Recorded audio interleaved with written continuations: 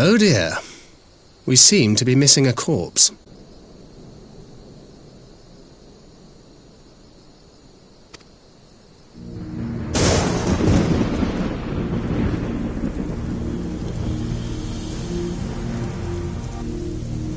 Well, it must be somewhere. I only hope it isn't walking around.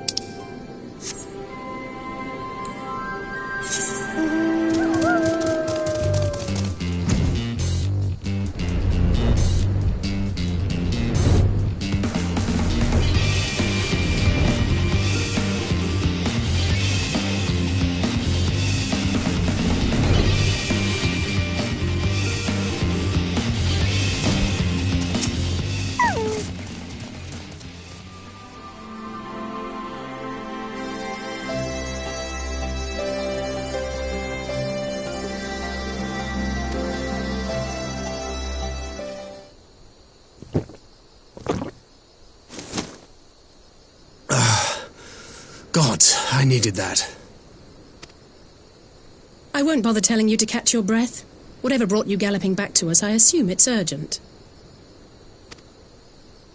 Quite. Without further ado, then. After the successful uprisings in Doma and Alamigo, rebels in several other provinces were inspired to follow suit. Unfortunately, they did not fare quite so well. The Dalmascans paid the heaviest price. For their defiance, the Emperor made a show of razing their capital to the ground, prompting many of their neighbors to abandon thoughts of resistance.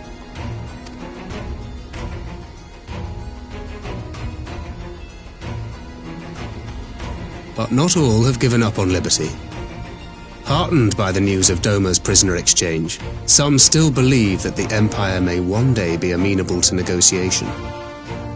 We have the shinobi to thank for spreading the good word. They have worked tirelessly to keep the subjugated informed, and a little knowledge can go a long way. There is at least a spark of hope, then.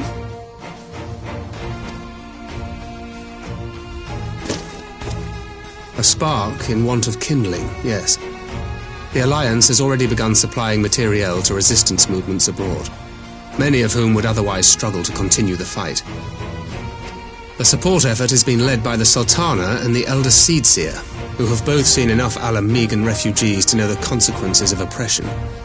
And for their troubles, they have quickly earned a reputation as folk heroes in certain corners of the Empire. That is all for the provinces. As for the Garlean motherland itself, our friends the Populares have suffered something of a setback, I regret to say. Talk is rife that Doma has summoned a primal, and the Empire's more liberal voices are being drowned out in the fearful clamour for retribution. And who do they think orchestrated this summoning? Oh, any but those truly responsible. Xenos has seen to that. Speaking of whom, the Crown Prince is recovering remarkably well. Well enough, in fact, to enable him to personally tour the provinces, putting the fear of the Emperor into the hearts of any would-be dissidents. He walks in plain sight, and none suspect him. Then it's as we feared. Yes, an Ascian wears his skin.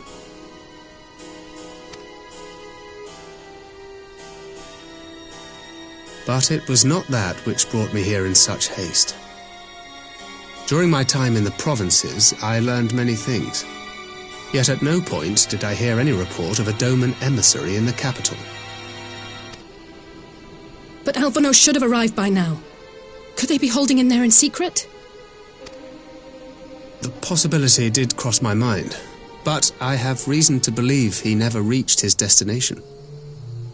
As you know, Scions assigned to covert operations, such as Riol and myself, are issued special link pearls for communication in the event of an emergency. I mention this because it was originally Alphino's task to coordinate the response at headquarters, meaning he has one. And whose voice should I hear when mine recently crackled to life? You spoke with Alphino?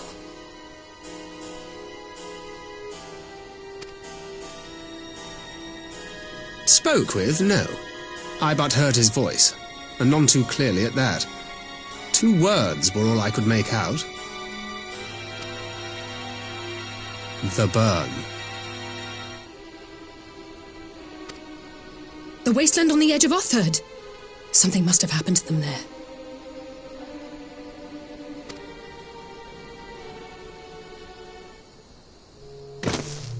There's no time to waste.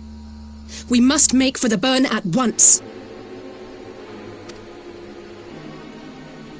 I had a feeling you might say that. And? I can't very well sit around here drinking tea if Alphino's in trouble. You said yourself that this link pill was only to be used in emergencies. So I'm going, and that's the end of it.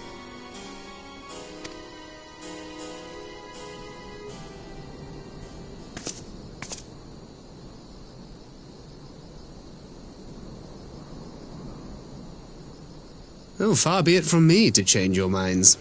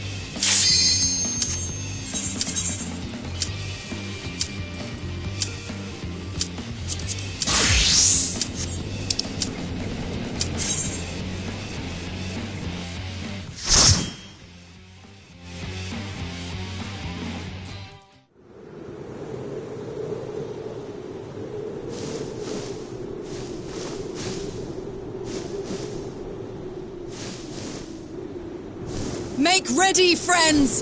We are come to the burn!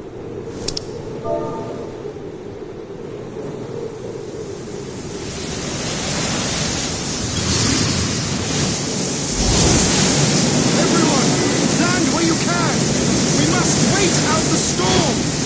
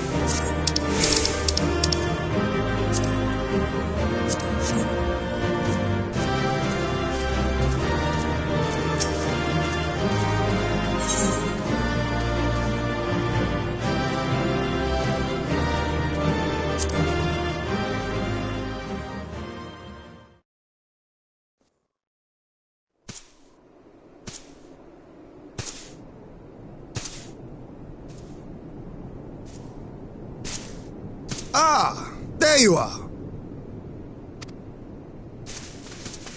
Between contending with bloodthirsty beasts and sand in my every conceivable place, I had begun to despair of finding you again.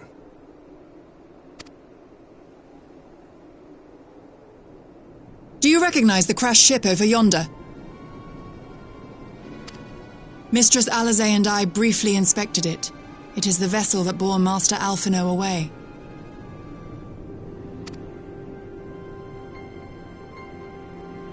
But there was no sign of him, nor of Maxima and his people.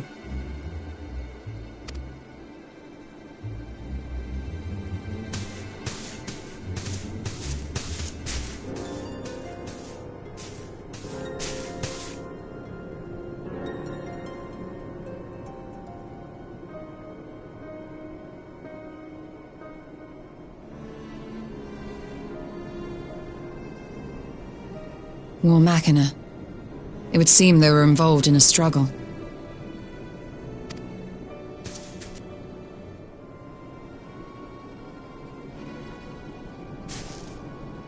There may be clues. We should split up and search the area.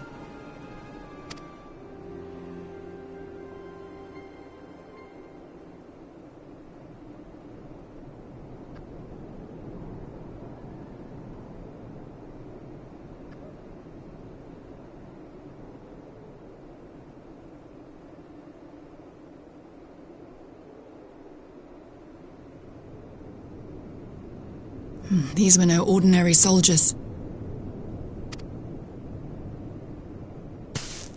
Over here!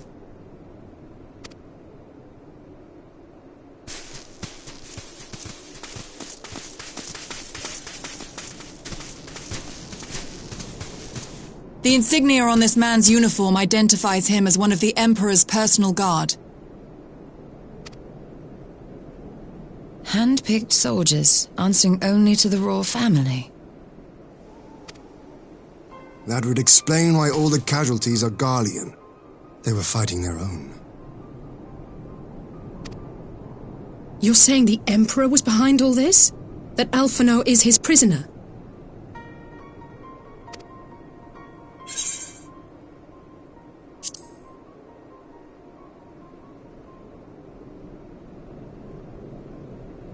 Aye, we must not jump to conclusions.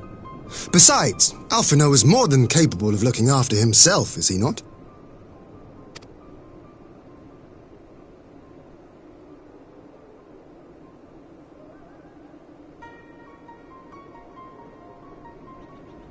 I suggest we return to Doma to consider our options. Whatever happened here, Master Alphino is long gone, and any subsequent search may safely be left in the hands of the shinobi.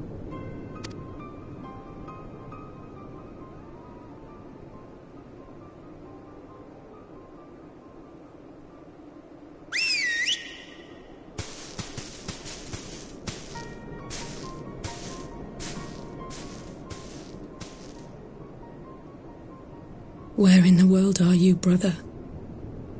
If you die on me, I will never let you hear the end of it.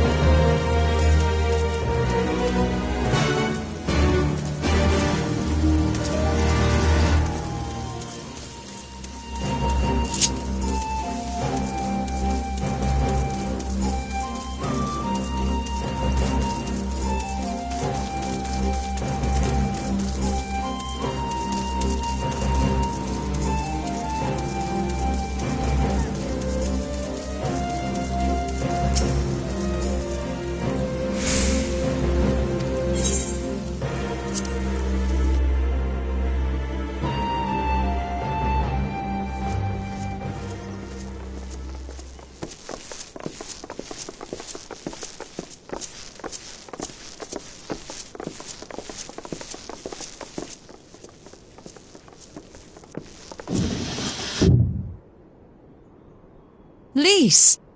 What brings you here? Oh, Alliance business. We have a request for Doma. Well, Hien. But that can wait. They told me you were out searching for Alphino. Did you manage to pick up his trail?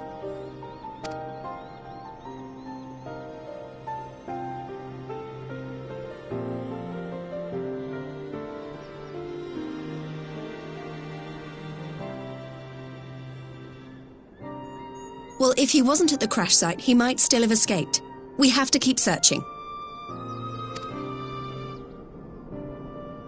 And we will. Alphino embarked on this journey as an emissary of Doma, and I hold myself responsible for his safe return. I will have our shinobi in the provinces search for him as a matter of urgency. Chin up, Alize. You'll get to admonish your brother for his recklessness yet.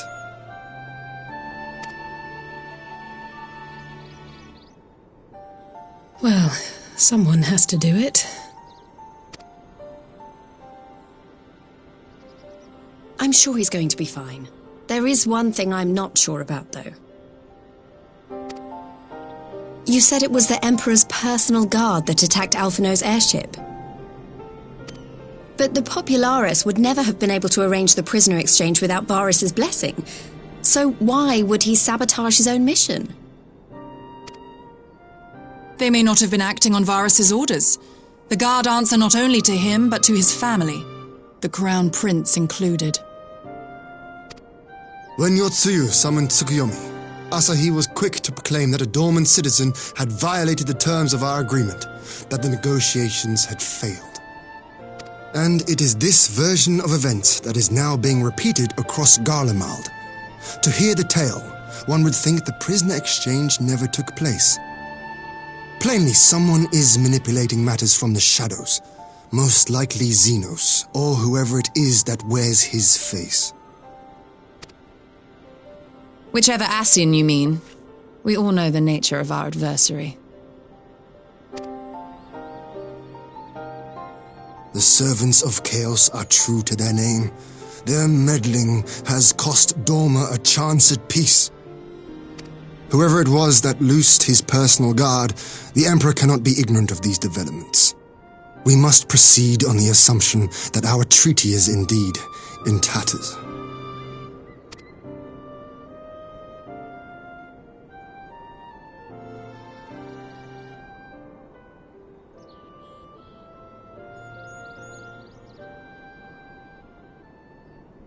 But come, Lise, you have journeyed far. Let me hear your petition. Right. So the big news is that Alamigo has agreed to join the Eorzean Alliance. To make it official and discuss where we all go from here, the leaders of the 5 nations are planning to hold a meeting, and we were hoping you might come too. We've already seen what we can achieve when we work together, and the Alliance hopes to work even more closely in future.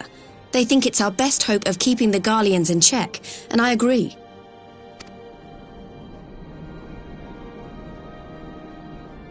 As do I. By coordinating our efforts in the east and west, we may be able to discourage them from committing their forces to a single front. I accept your invitation. I must, however, ask for time to attend to some pressing matters here. In light of recent events, the risk of Imperial reprisals is greater than ever, and I would not leave Doma unguarded. Ere I depart, I must shore up her defenses. Understood. I'll let the Alliance know. We'll wait to hear from you before setting a date. The meeting's to be held at the Royal Palace in Alamigo, incidentally. Do you remember the way? Well enough. Please assure my hosts that I will not keep them waiting any longer than I have to. Consider it done. And thank you for agreeing to come. If we all put our heads together, we're sure to find the best way forward. For everyone.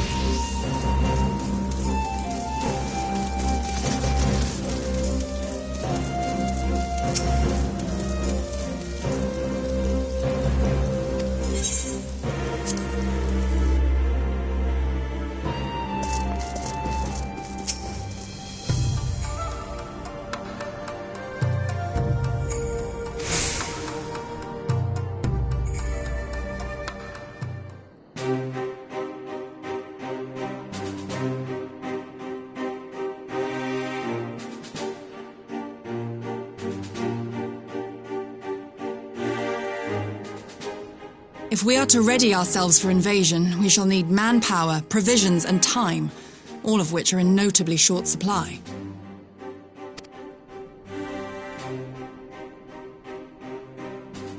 Candid as ever, you giddy, and correct, I concede. Fortunately, I have an idea.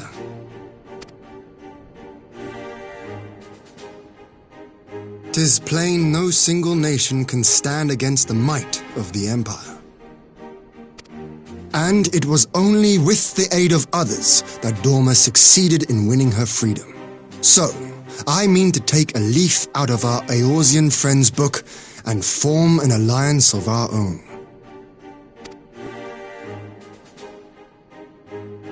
In addition to those with whom we already share an understanding, I would reach out to Hingashi and Suinosato, and further afield to the myriad peoples of Nangsha and Dalmasca.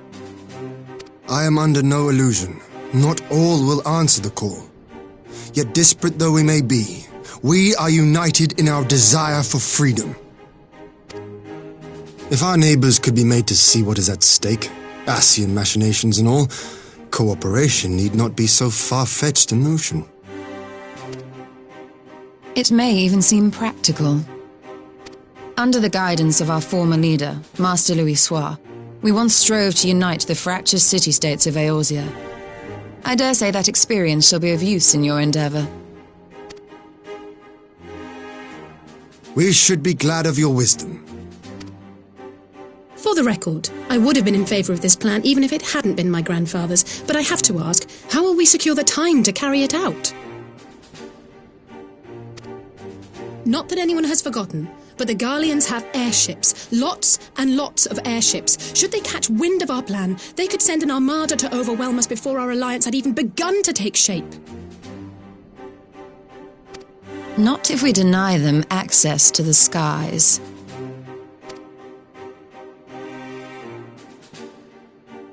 During our time in the Burn, the Warrior of Light and I chanced upon some Allagan ruins. Oh? As such ruins go, they were not particularly unusual, but something about the surrounding land struck me as odd. Faint though it was, Its ethereal residue was uncannily similar to that of Azizlar. Identical, in fact. For locations so far removed to share a single etheric signature is all but impossible. I conclude, therefore, that the Allegans created the floating continent with land taken from the burn. While that is a most intriguing theory, I fail to see what relevance it has to Dorma's defense. Azizlar was enclosed in a powerful energy barrier, impenetrable even to an Agrius-class battleship. It occurred to me that those ruins may have enjoyed similar protection. I have no proof, but the Warrior of Light did report seeing a structure resembling other known Allegan field generators.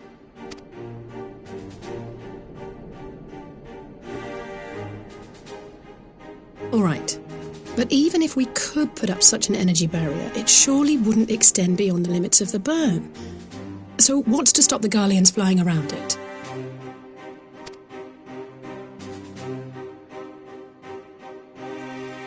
Fuel. The Dalmascan capital, Rabanasta, was a key imperial refueling point in the east. By laying waste to it as a lesson to the rest, the Empire greatly hindered its own operations in the region.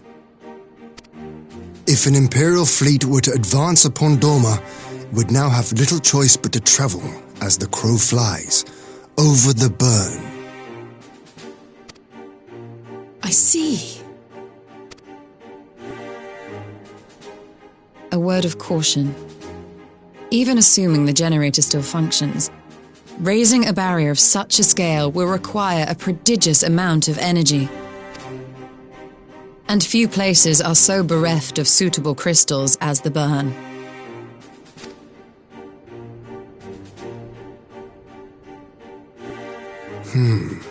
A source of energy. Tell me, did the Allegans make a habit of launching things into the sky?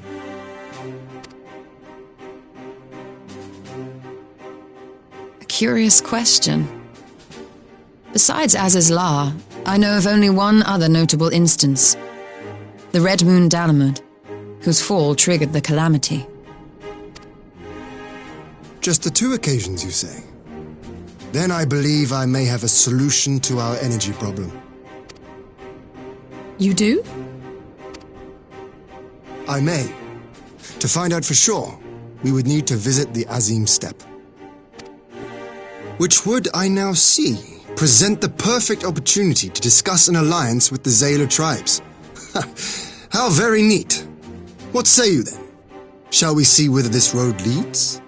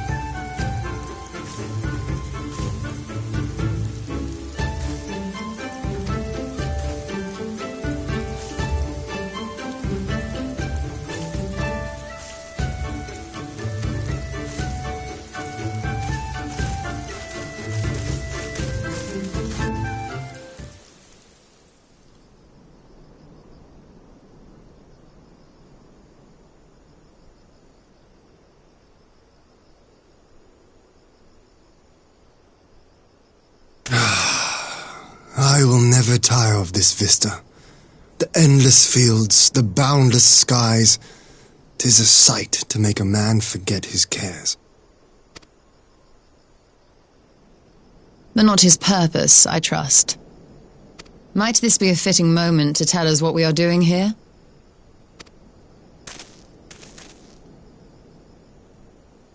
Of course. During my time with the mole, I learned some few myths of this land. One goes thus. In the distant past, when all seemed doomed, a wayfaring soul came unto the steppe. Venturing into the northern crag, he received of Nama a sliver of her essence, a shard of the shining moon, and with it clove the tainted land from the earth. The end thus averted, to these fields did the wayfaring soul return, and venturing once more into the northern crag, he buried the shard, and made unto the heavens an offering of blood.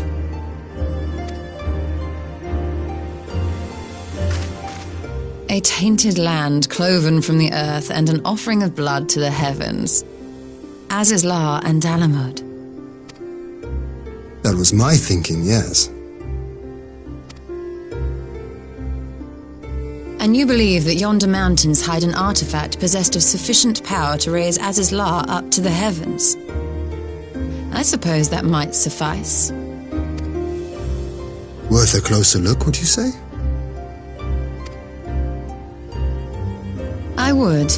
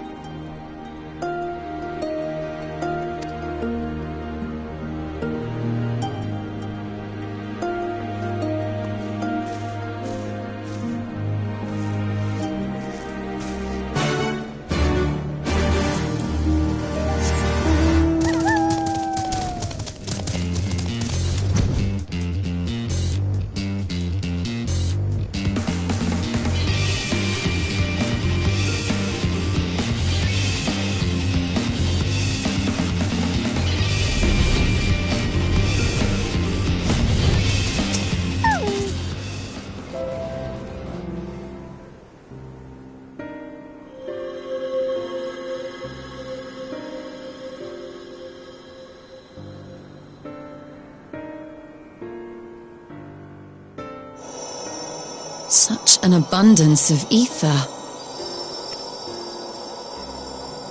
Are we in luck? We are. This is an Allagan artifact, most likely built to regulate the flow of ether. I strongly suspect the ancients used it to stem the flow from here to the burn. That would explain how they were able to untether what became Aziz's La from its surroundings.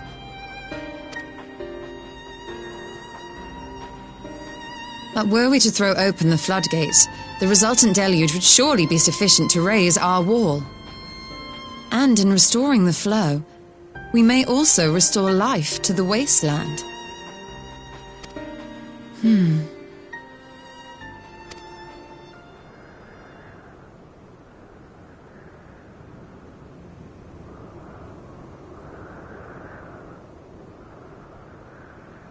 What is it? While the device itself harbors a surfeit of ether, the opposite is true of the surrounding area.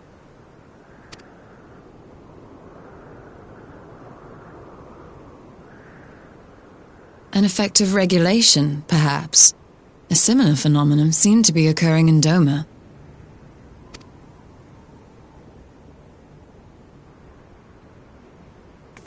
Whatever the explanation, the answer will not reveal itself here. We have seen what we needed to see. Let us return to Mol Ilo.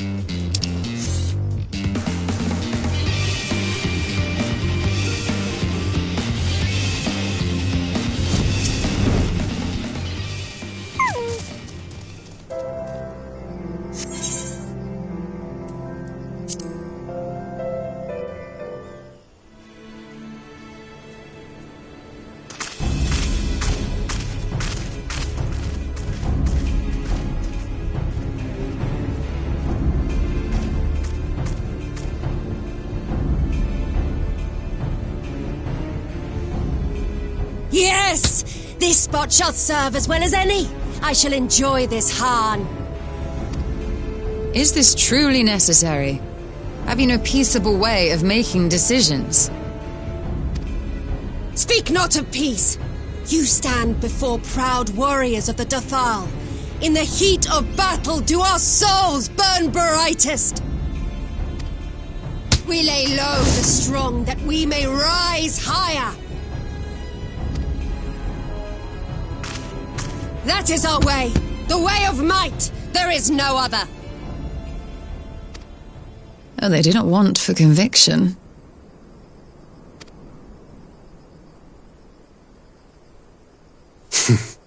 Indeed, it's what makes them such dangerous enemies, and such useful allies. Enough talk! It is time to fight!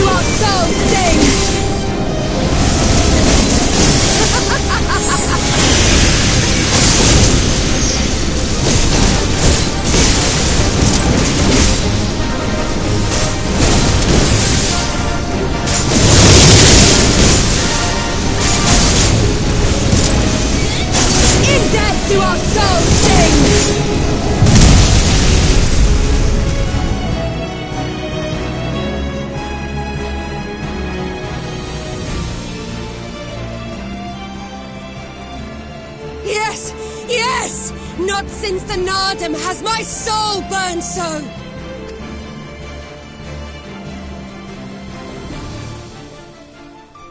Come, we have only just begun.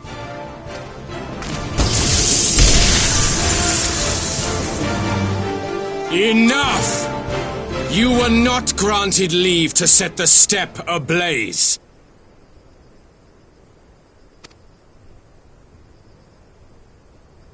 Well, well, the sun has come out to play. Be gone, Moonstruck Oranir! I am busy! Fool of a Dothal! Have you forgotten the face of your master already? The sun will never set! From his seat on high, he reigns over all, now and forever.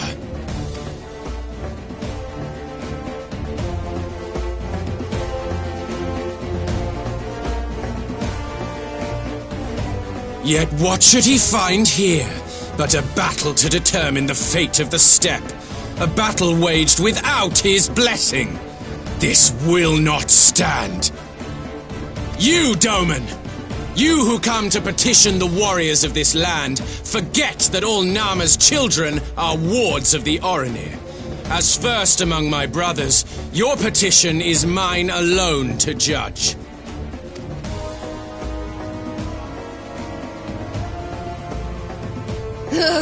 These words are as wind from a horse's backside. Plentiful, but your axe sings more sweetly. Let her speak for you.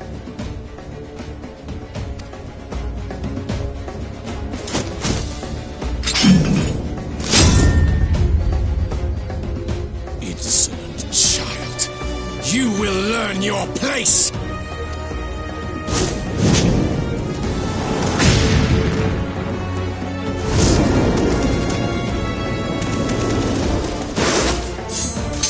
Forgive me, Brother Magni, but we have an arrangement with the Dothal. We will not abide any interruptions.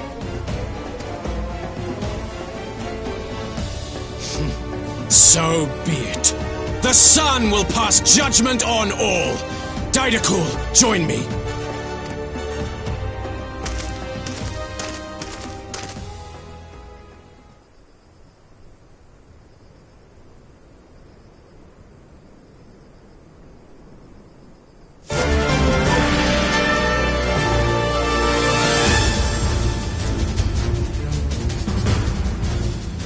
The sun is in good company. We may dance alone.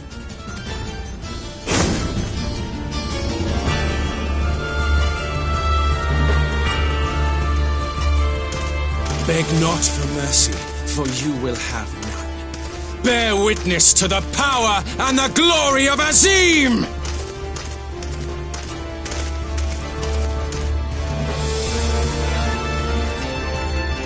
Constantly at each other's throats like rabid dogs. Gods, I'm turning into her. I have not the patience for this, but if we must fight, let us at least be brief. Come.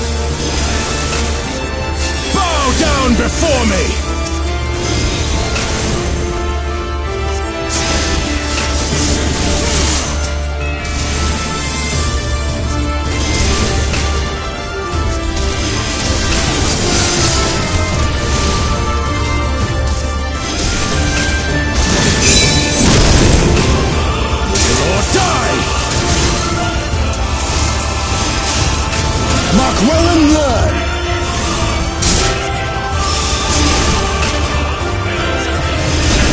Concentrate!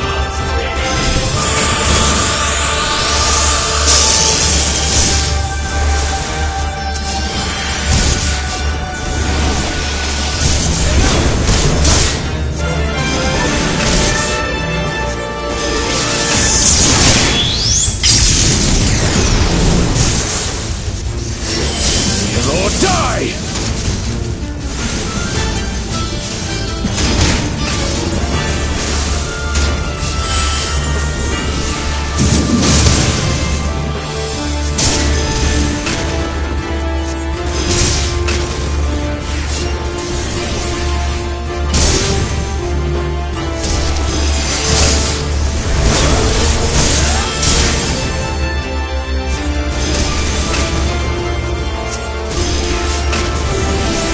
Down before me! Mark well and learn!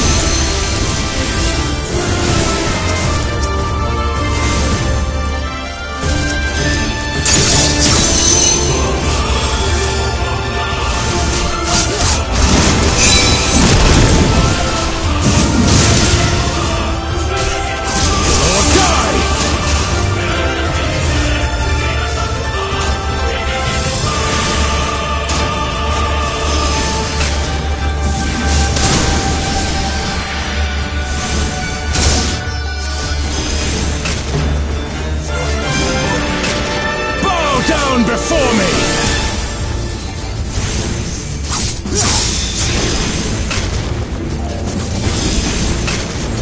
Tremble before the sun!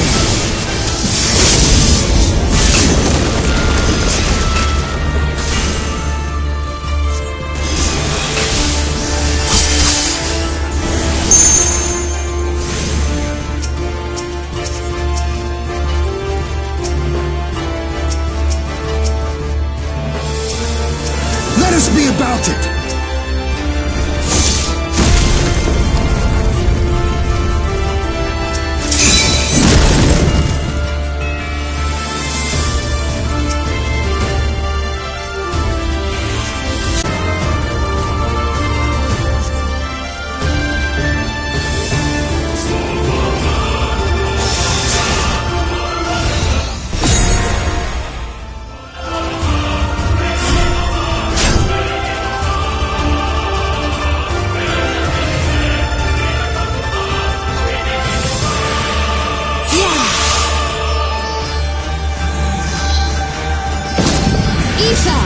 To me!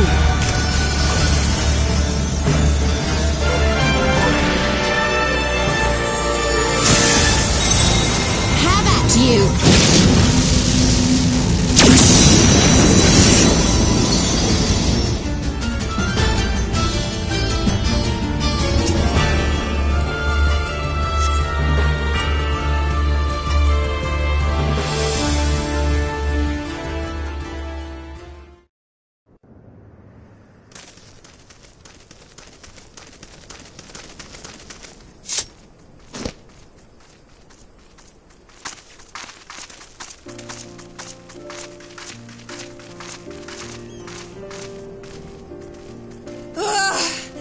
Never have I felt such bliss in defeat. 'Twas a battle to burn soul and flesh to ash. We Dothal will lend you our strength as promised. Narma's power is yours to wield.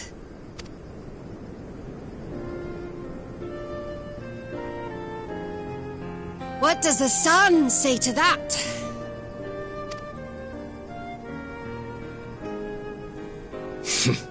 The sun is not driven by base motives such as yours. But they have been judged and found worthy.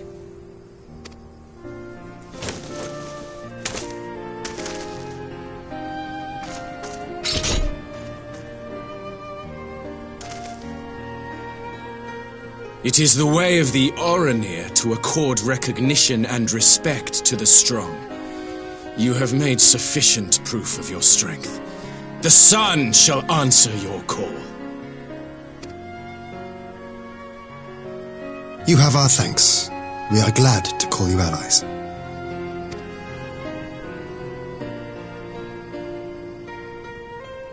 You?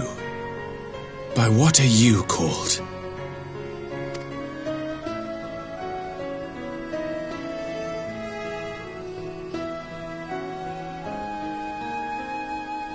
Y'shtola.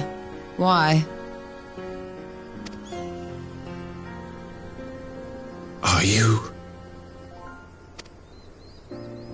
Are you my Nama?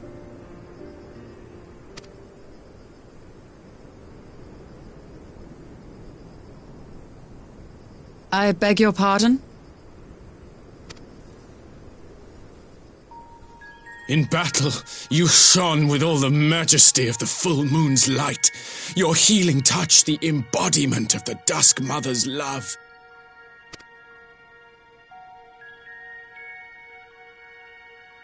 Long had I wondered if my Nama might not be a woman of the steppe. Beholding you, I am all but certain.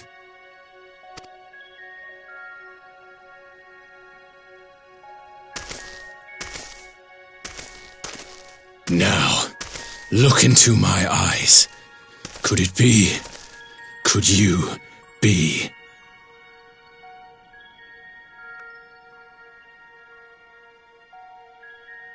I am. Not interested, little son. Try again when you've become a man.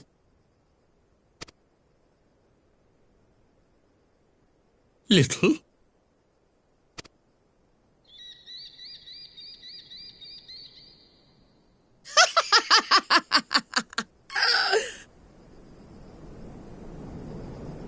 Little son! Little son!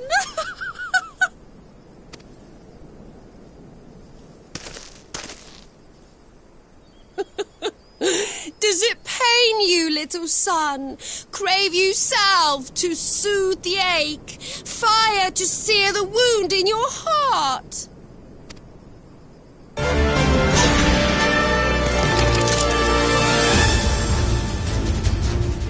We have wasted enough time here. Siren awaits for word of our success.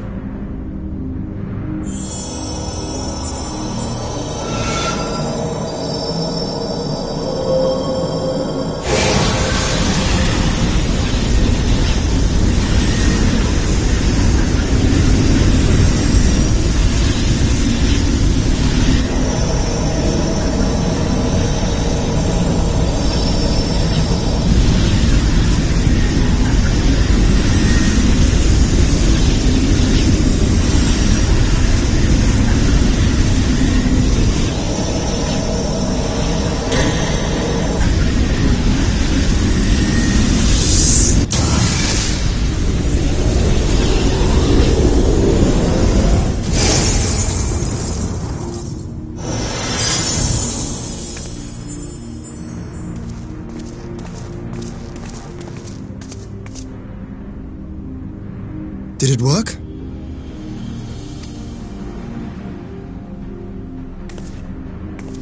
It did. Ether may flow freely to the burn once more.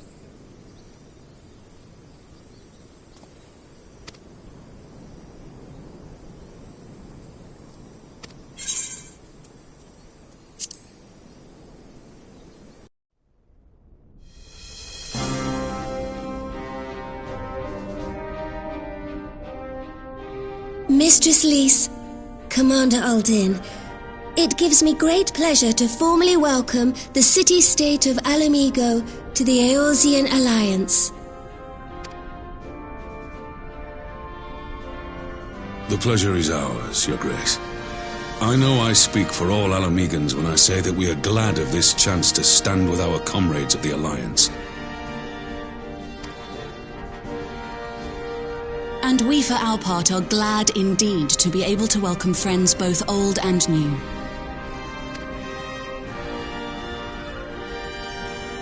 Lord Hien of Doma, at your service. Pray, accept my heartfelt thanks for your generous invitation. Nay, 'tis we who must thank you for journeying so far. And 'twould be remiss of me not to acknowledge the part the Scions of the Seventh Dawn have played in bringing all of us together. In times of great unrest, you and yours have been our constant companions, without whom we would not be here. With apologies to Lord Hien and Mistress Alize, it occurs to me that we have not gathered in this way since that fateful day in Uldar. The day I lost my arm and my freedom. As I lay in my cell, never did I dream that I would one day be given the chance to represent my homeland at this council. I would not even be alive had you not plucked me from the jaws of death.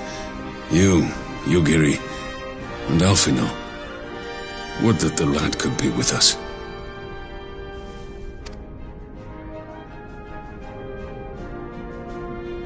I too owe my presence here to Alfino, in so many ways. Until such time as he returns, I mean to carry on his good work as best I can.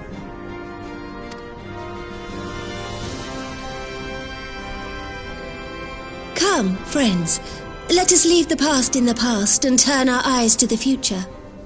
My Lord Hien, pray, tell us how things stand in the east.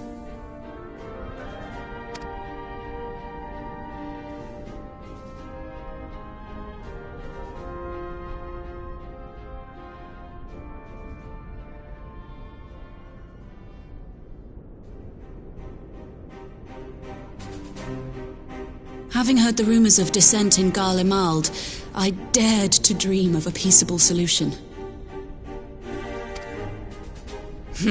The Empire will not so easily change its ways.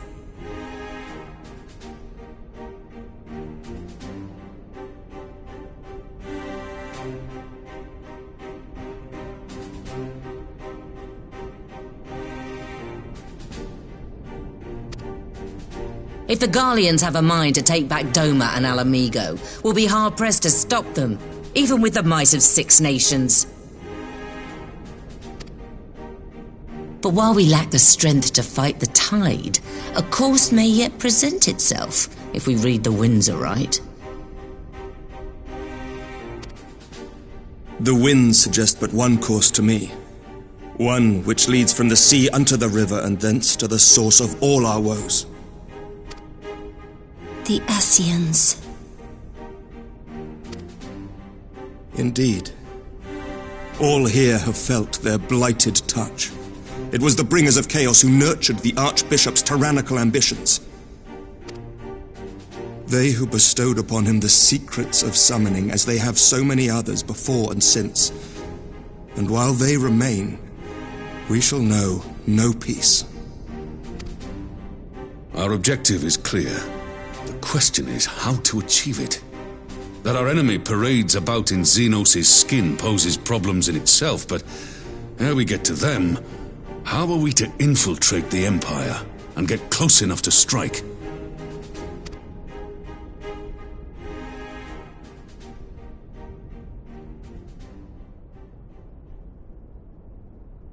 While I see the wisdom in targeting the Ascians, an assassination attempt on Garlean soil would do little to aid our cause, even were it to succeed. It's time we used our enemy's preferred tactic: subterfuge. You have an idea? Speak your mind, Master Thancred. None here know the enemy better than the Scions, and you mayhap best of all. Whatever it is you propose, we will give it fair hearing. On that you have my word. Very well, Admiral. My proposal is thus. We dispatch the shinobi to Imperial territory. There, they sow the rumor that the Crown Prince perished in the battle for Alamigo, and that the man parading around is in fact a corpse inhabited by a servant of darkness.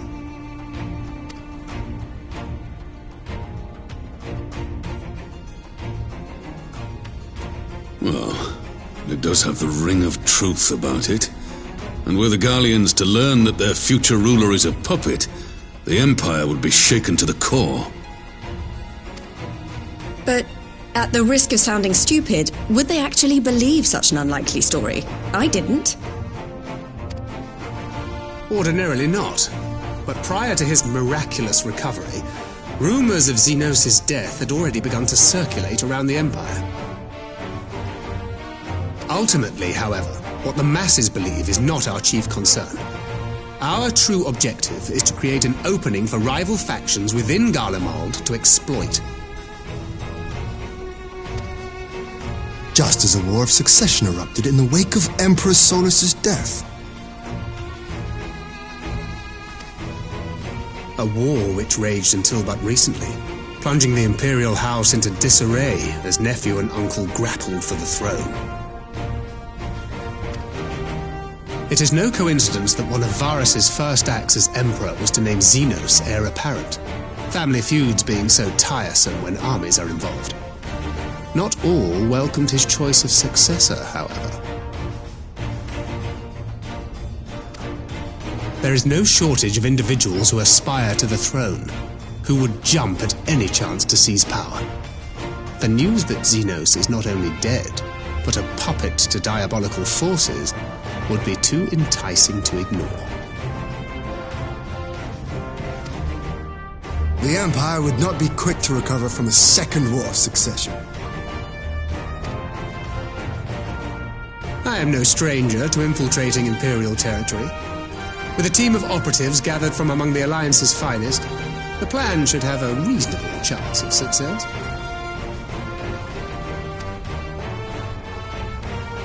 Doma already has shinobi in place throughout the provinces. We stand ready to act, and act we must. What say you all?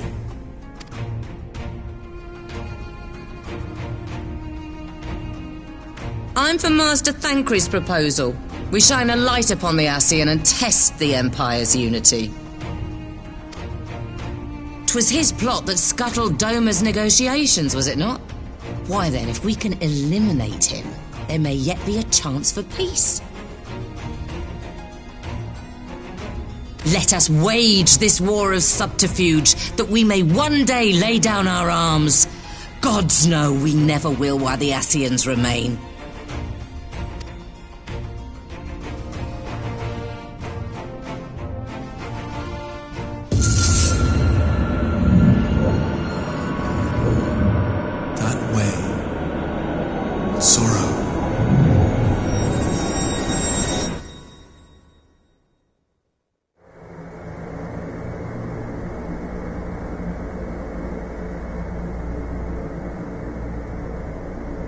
History must be changed.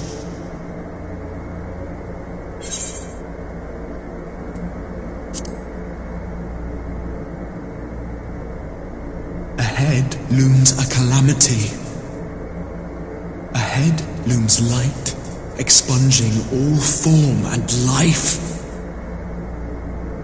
Twin dooms only you can forestall. Only you. What's the matter?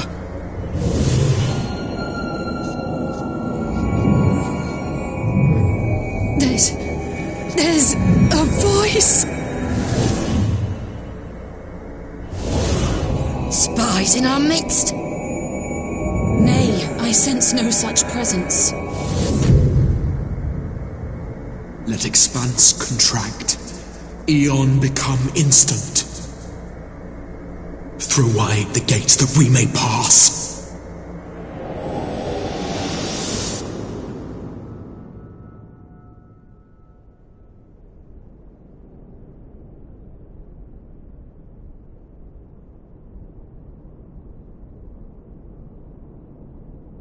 Is it over?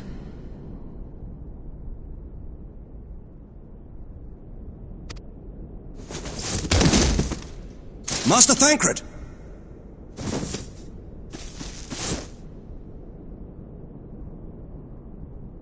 For Fend.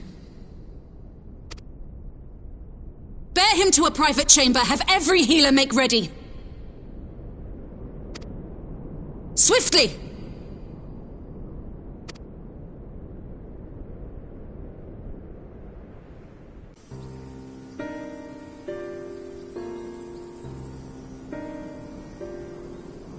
Master Thancred remains in slumber.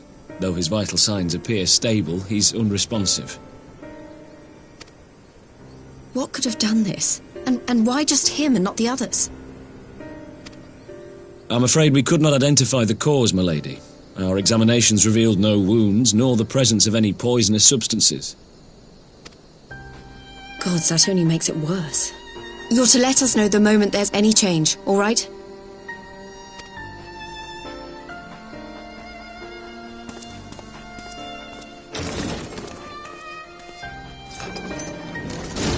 Thank you for coming. Knowing Thancred, he would apologize for being otherwise engaged at so crucial a juncture.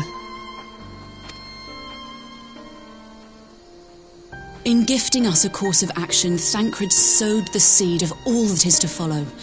We have but to nurture it as best we can. To him, I would say, rest easy, that he may wake to enjoy the fruits of our labours. Now, the matter of the mysterious voice must not be forgotten. Will you tell me exactly what happened? Alizé and I heard a voice in the moments before Thancred collapsed. It was accompanied by a severe headache, as if something were clutching at our minds. Did you experience the same thing?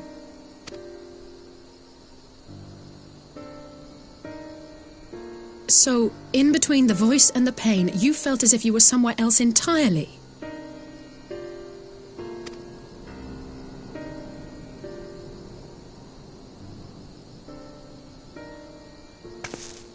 Your testimony confirms my suspicion. That which you experienced was, I believe, your soul being plucked from your flesh. Called. Called?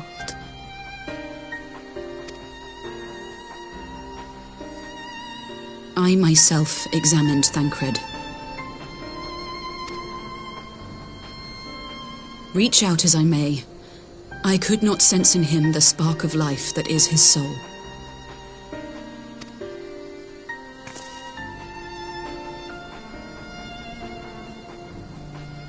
That Thancred alone was stricken so is likely due to his heightened sensitivity to the effects of ether, a consequence of his prior possession by the Ascian Lahabrea.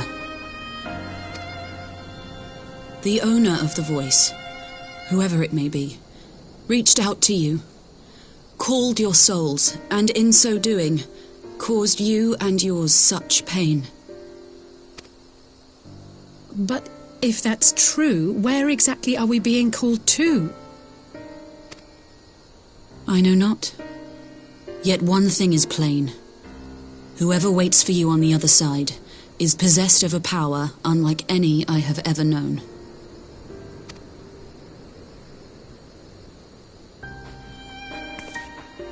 Forgive us, Lys, but may we leave Thancred in your care for a time?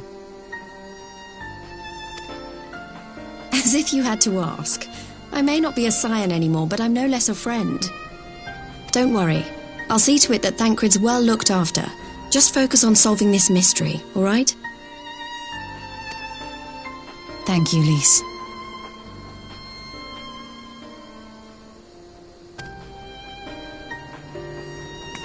As the Elder Seedseer says, 'tis no ordinary individual we are dealing with. Nor can we discount the possibility of Ascian involvement. Whoever or whatever is behind this, the sooner we find out, the better.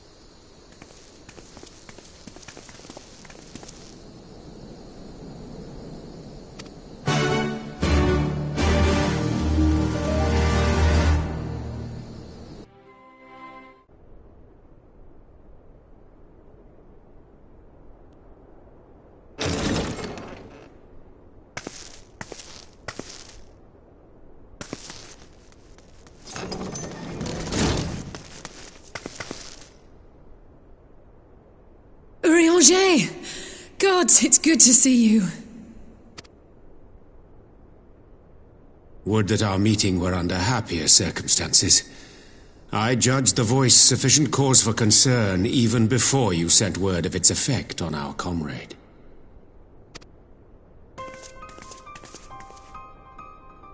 You heard it too, then?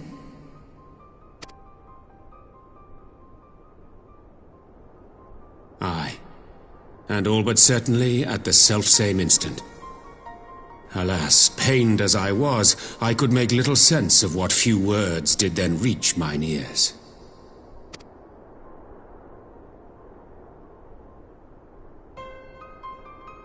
Who do you think is responsible?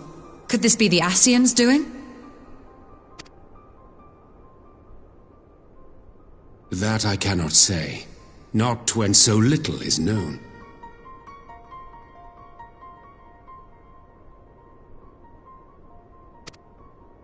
Ere I indulge in speculation, I would examine Thancred with mine own eyes. To Alamigo, then, without further delay.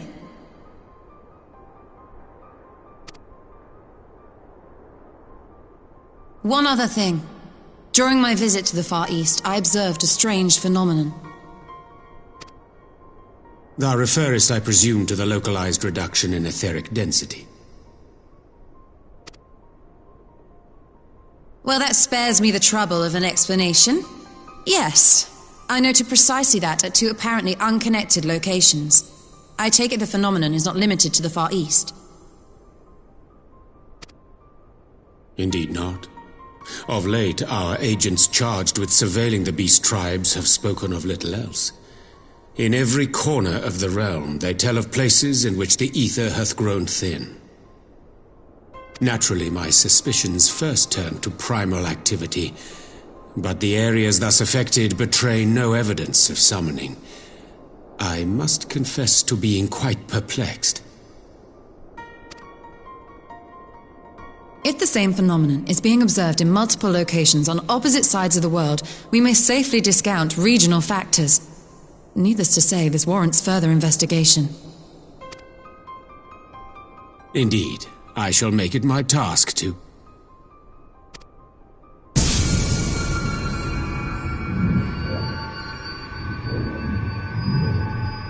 The voice. It calleth to me once more.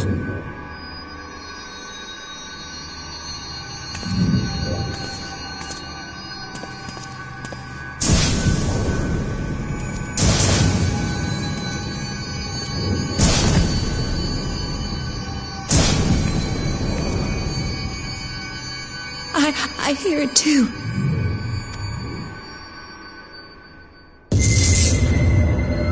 Only you.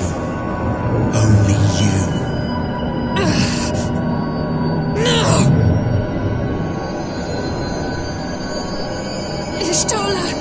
Urianger! Throw wide the gates.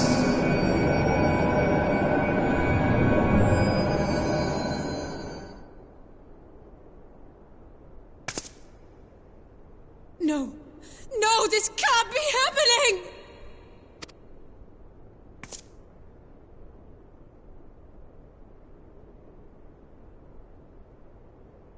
Y'shtola! Urianger! Open your eyes!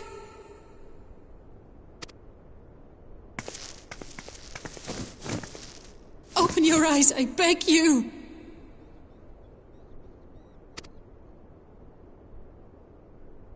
Say something! Anything! Not again. Please, not again.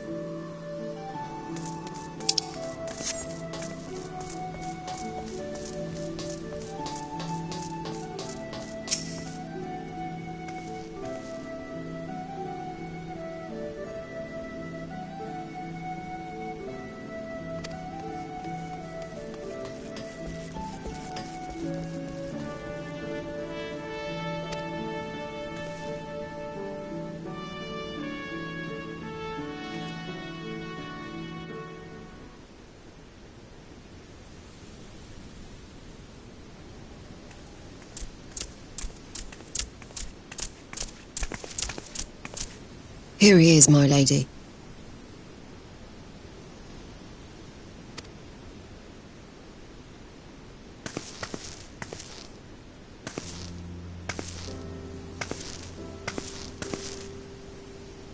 Gabu, it's been too long.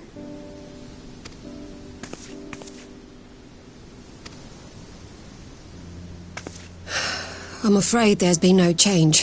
If he can see or hear us, he has given no sign. I see. You're still fighting. I'm proud of you.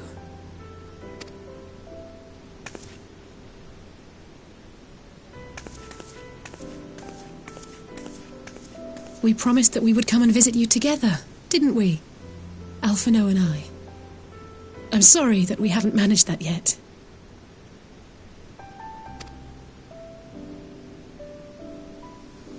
You know, with the three of us like this, does it not remind you of that night? Of the stars beyond count twinkling in the heavens? I was feeling pretty low back then. Powerless. But I knew that my brother was close by if I needed him, and that the others would be waiting for me back at the Rising Stones. Not like now.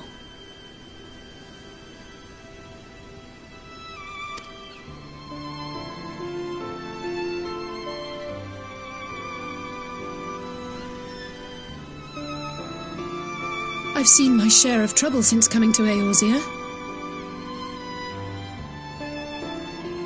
Been reminded again and again of my limitations, of how little I can change about this world. And I've come to know the sorrow of parting all too well.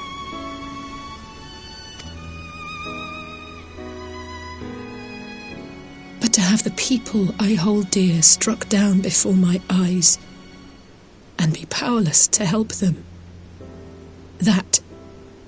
that I cannot bear.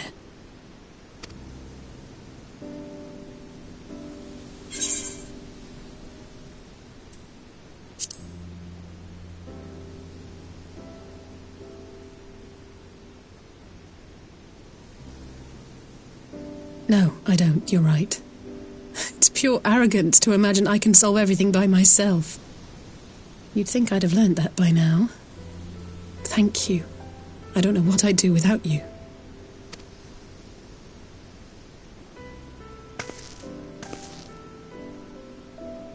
Well, that's more than enough brooding for one day. Come on. We have friends to save.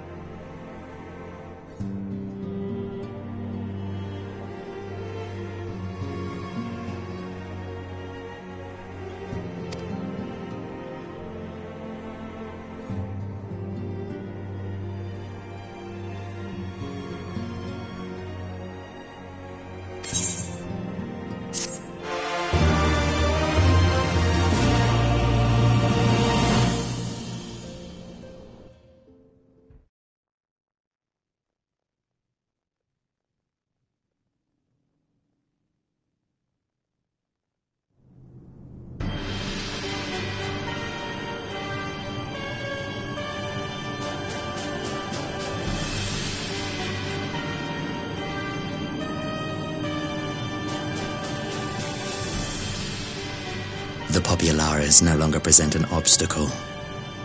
Now is the time to bring the Empire's might to bear. A word from your Radiance is all it takes. But one word, and the Imperial army will fall upon Alamigo as a pack of bloodthirsty wolves and tear that feeble nation apart.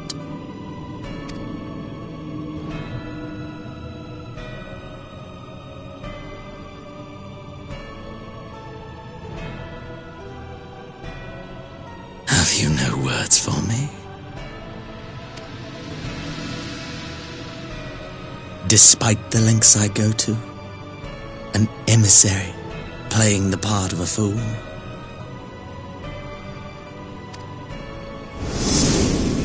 When first I took this face, I swore to use all of my knowledge, all of my power, to further the cause of the Empire. My deeds stand testament to my commitment. And with this adamant flesh at my disposal, I could destroy the Icon Slayer as easily as one might swat a fly. Why do you hesitate?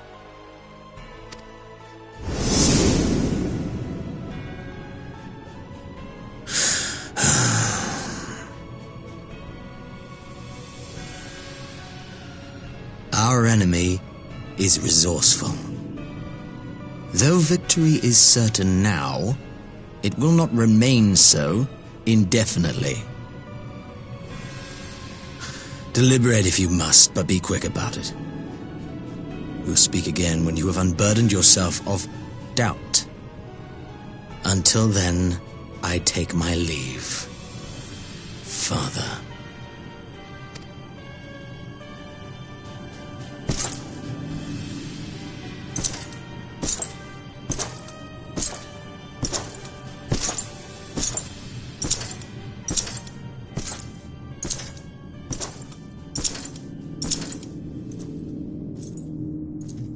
I should be the one to sigh.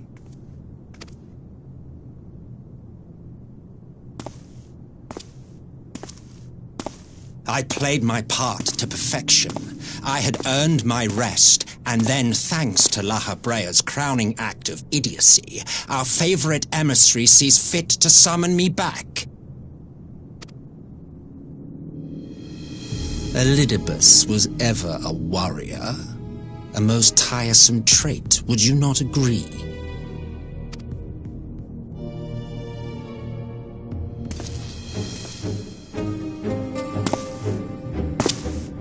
What? Have you no words for me either? No matter. I've long grown weary of this mummery. Now, my dearest grandson, let me remind you of your place in the simplest of terms.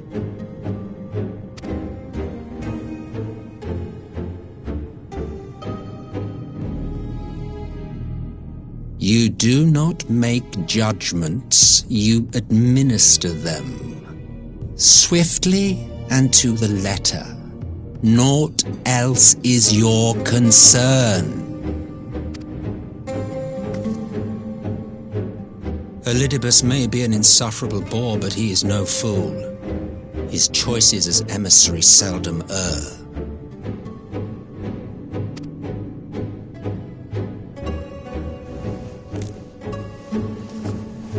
If aught threatens the balance twixt light and dark, it falls to you to remove it. Be it by your own hands or by your armies, you have ample means at your disposal.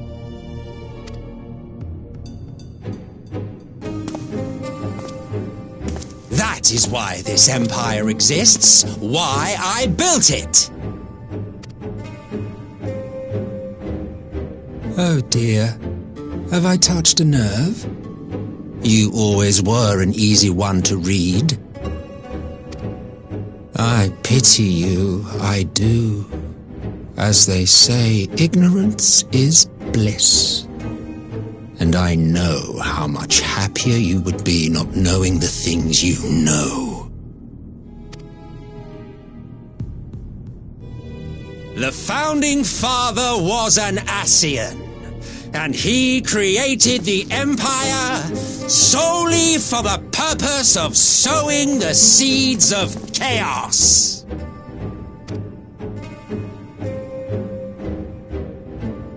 Don't take it personally. I merely do my duty. To bring about a calamity requires no small amount of power, and there is no surer way to obtain such power than by collecting powerful pawns.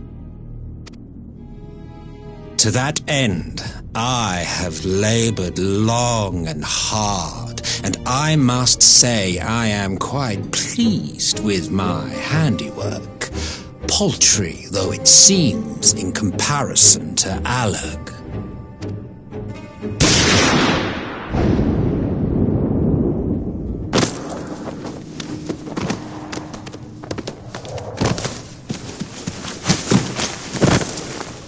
You fiends are overfond of your own voices.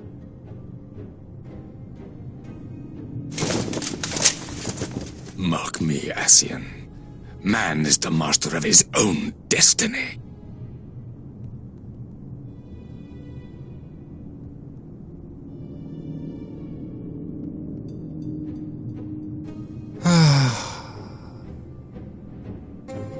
Such a waste of time and energy, both yours and mine.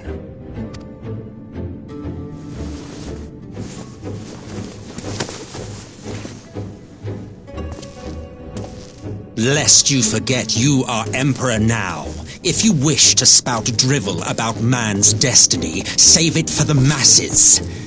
It will serve to give them a sense of purpose, and you pliant pieces for the game.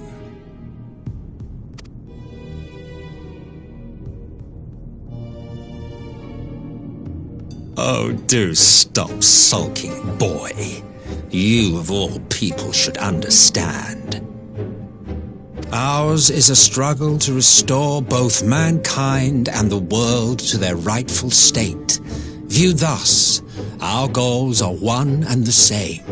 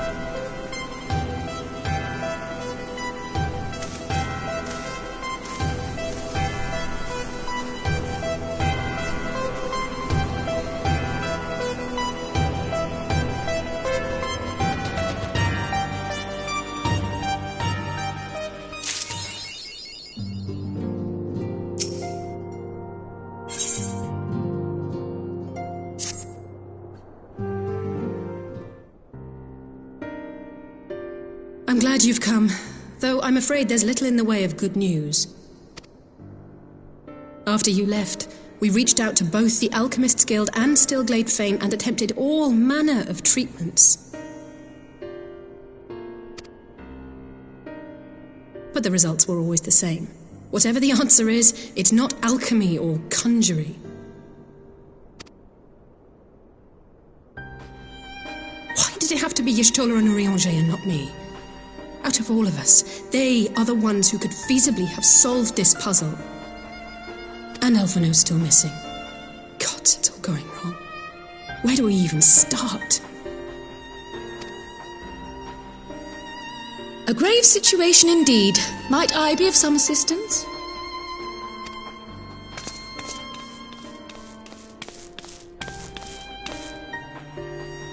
Cryle! I thought you busy delving into the mysteries of Eureka. When word reached me of the plight of our friends, I could not well stay away. As a fellow scion, not to mention your erstwhile mentor, this is one of those times you should feel free to call on me, regardless of my personal circumstances.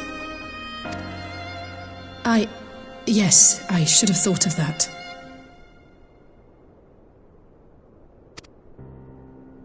Thank you for coming, Cryle. We would welcome your insight.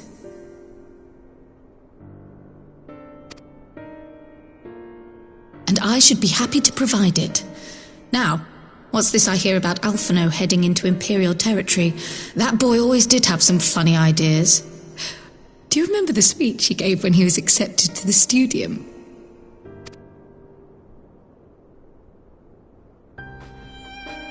My life's goal is naught less than the salvation of this star.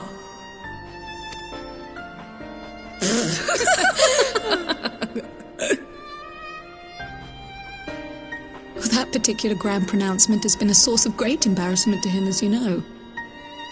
But the fact of the matter is, he meant every word and has lived his life accordingly.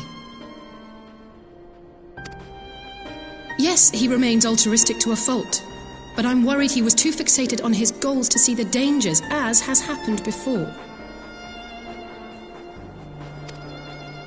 You needn't be so concerned. Though his values remain the same, Alphino is not the blinkered boy he once was. Slowly but surely his eyes have been opened, thanks to a certain someone. A certain someone whom he'd be mortified to learn had heard about his little speech. Mum's the word, eh?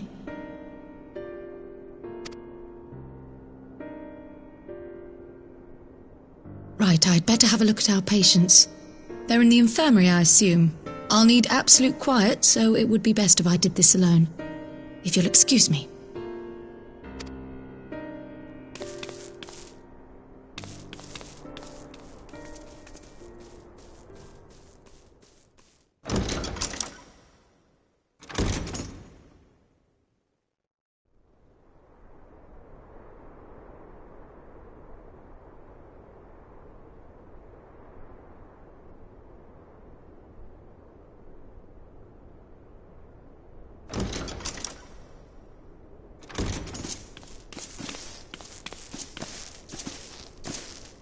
All three are in fine physical health.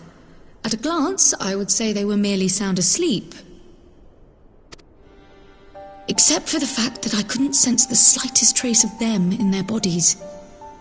It's as if their souls have taken leave of their physical forms. Ah, yes. The Elder Seedseer made a similar observation. I've read the report. When you heard this mysterious voice, you described feeling as if you were somewhere else, yes? If we assume the ether which comprises your essence is being drawn to some other place, then it may be possible to follow the trail it leaves behind, just as we did in our search for Thancred.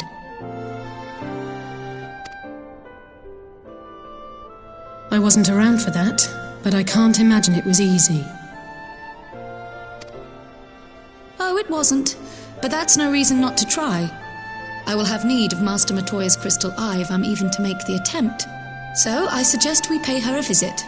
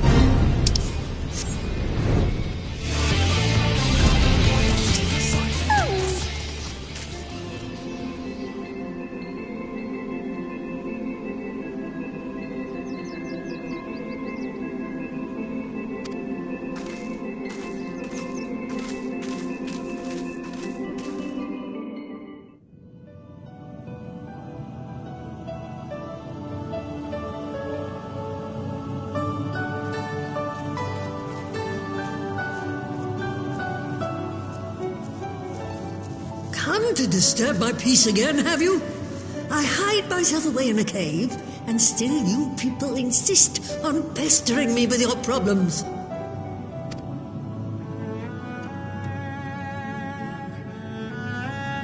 Oh, I mistook you for young what's-his-name, but I see now you're the sister.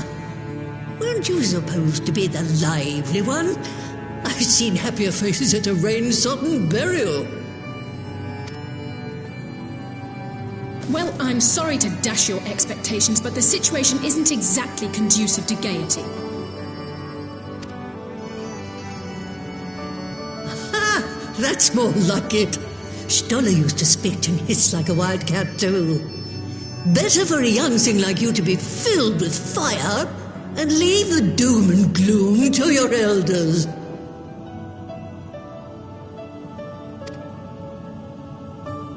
Now, what exactly does this tragic situation of yours have to do with me? If I may, Master Matoya, we have need of your crystal eye once more.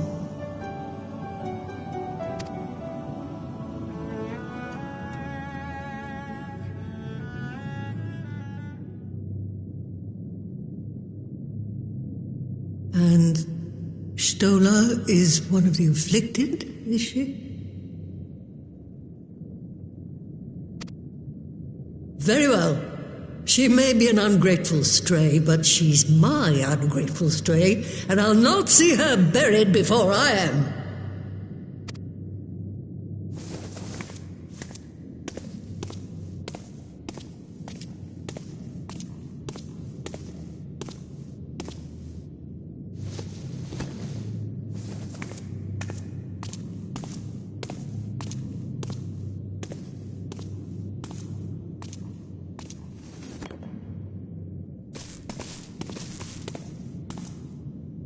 Right, let us see what we can see. I'll begin from where our friends first fell, and cast my senses out from there.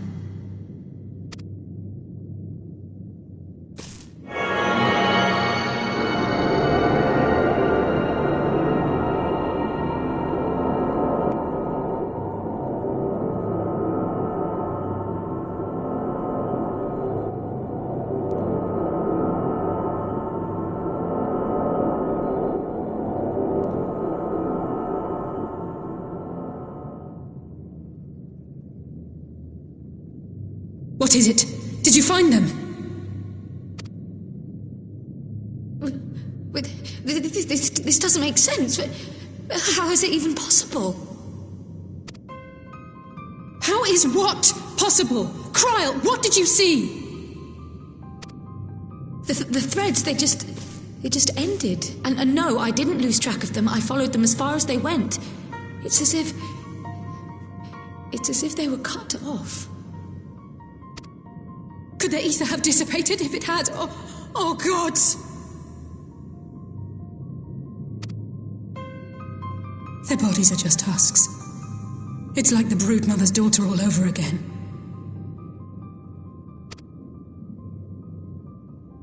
No, this is different. The Kalyana girl was already dead, body and soul, when Lakshmi effected her resurrection. Aye, let's not jump to conclusions. If their physical forms yet breathe and show no signs of wasting, then it follows that their souls must still be intact somewhere. But where? That's the question, isn't it, girl? Death has not taken them to the ethereal sea, yet there are no tracks left for us to follow.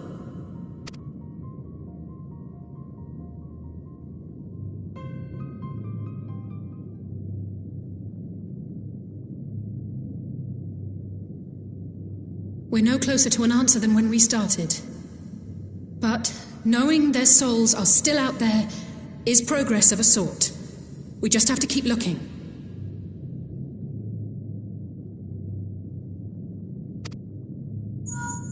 Pray, excuse me a moment.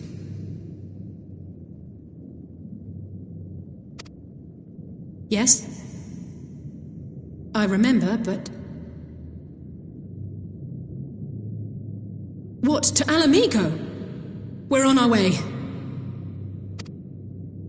That was Lee's. Apparently, a group of Populares have defected to Alamigo, and Maxima, the envoy Alphino left with, is one of them.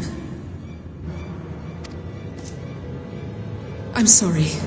I realize we've barely begun here, but...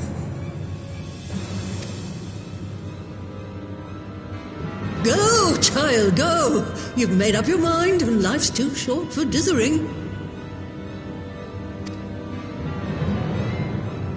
I'll do some digging in the meantime and see if there isn't some other method we could use to continue the search. Let's be off then.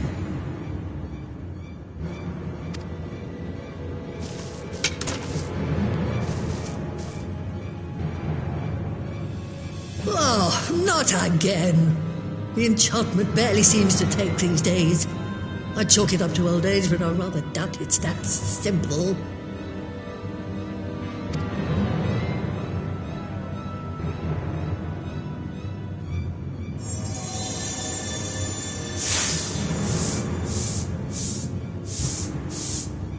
Before they took ill, Y'shtola and Urianger were sharing notes on a thinning of the ether. It seems to be happening all over. Does it now? And here I was, all set to blame my woes on that creaking mountain of refuse clogging up the Thaliac. I fear something has gone wrong. Still, there's naught to be gained from starting in shadows. You can only do what can be done, and that but one thing at a time.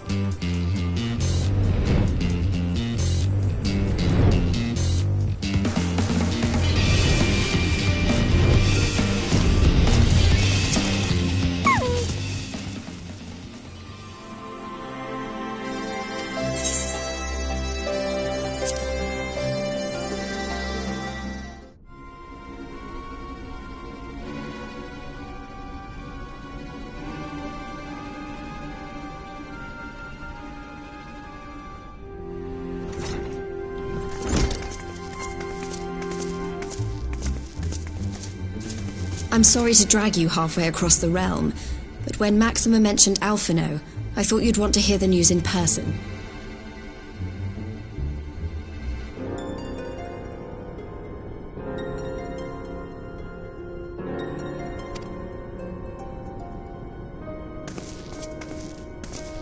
Ah, we meet again. Though I was hoping our reunion would be under more auspicious circumstances. What happened to my brother? Where is Alphino? Never fear, my lady.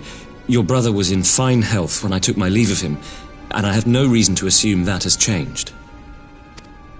You assume? If you will allow me, I shall endeavour to explain events. Our troubles began not long after we departed Doma. While crossing the burn, we were fired upon by the Emperor's personal guard and forced to make an emergency landing. As we stumbled from the wreckage, our attackers fell upon us again, and we would have perished there and then were it not for the intercession of a third party, a band of mercenaries whose leader claimed to pursue a vendetta against the Ascians. This shadow hunter, as he styled himself, then escorted us out of the wastes to relative safety. Upon arriving back in civilization, I gathered my Populares colleagues and prepared to flee the Empire. Master Alphino, however, declined the invitation to join us, preferring to continue his investigation into the Ascian threat.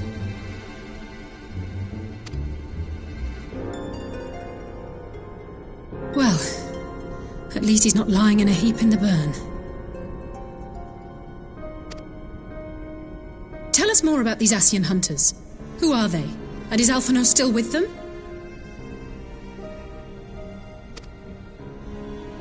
He is. As to who they are, I'm afraid I have nothing to tell you. Beyond the fact that they root out and destroy Ascians, they were unwilling to divulge anything which might serve to identify them. They would not even reveal their next destination. But Master Alphino asked to accompany them all the same.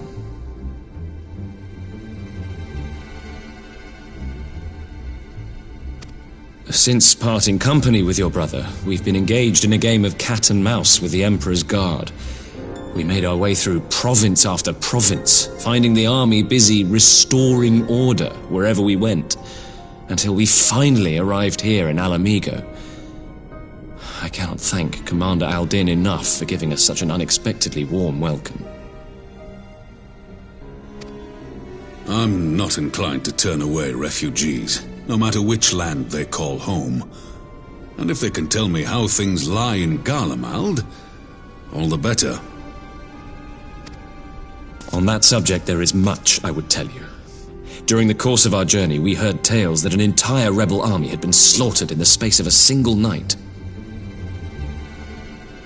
It would seem my former comrades grew tired of putting down uprisings in the conventional manner, and chose instead to bring a formidable new weapon to bear.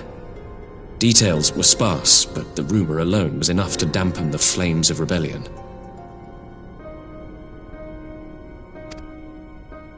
I have also heard reports that several companies have withdrawn from their designated provinces and begun marching westward. It is my assessment that the Empire's forces are mobilizing for a large-scale military engagement. Westward? You mean they're getting ready to invade Alamigo? We knew this was coming, but not that it would be so soon. We've barely even begun to shore up our defenses. They won't stop an invading army. No, they won't. Dispatch messengers to the Alliance leadership requesting reinforcements, and send word to our officers in the field to hasten completion of those border fortifications. Prepare to meet the Imperials head on!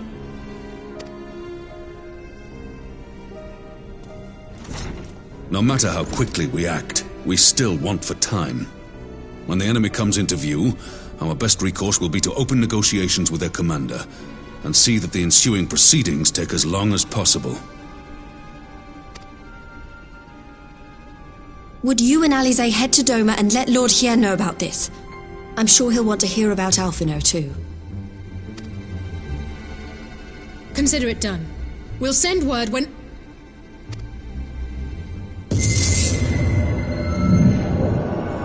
Untold sorrow must be changed. Ahead looms a calamity. Beyond become instant. Throw wide the gates.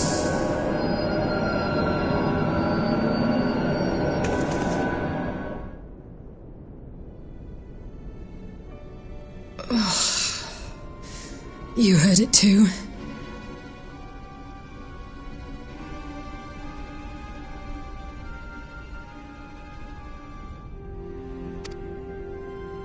Well, at least we're both still standing.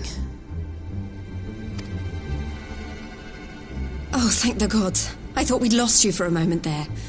Why does this keep happening? I wish I knew. Nothing we've tried has brought us any closer to an answer.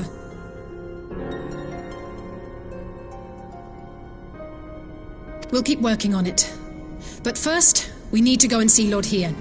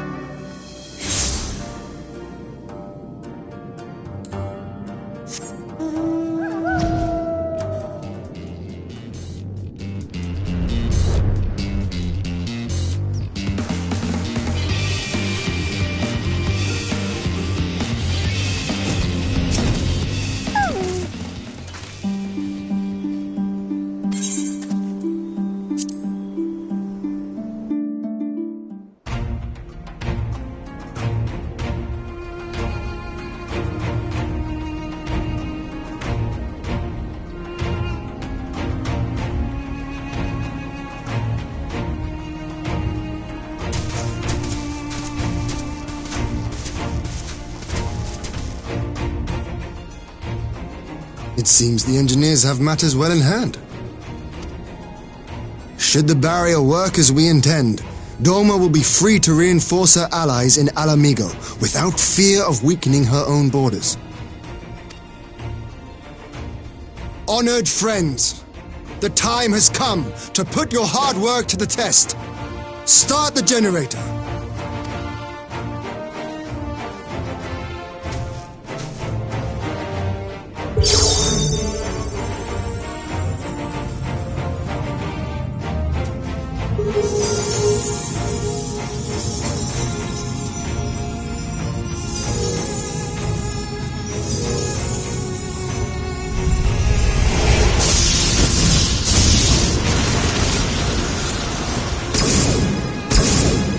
Node 1 is operational. Nodes 2 to 8 are reporting similar energy levels. The barrier is forming.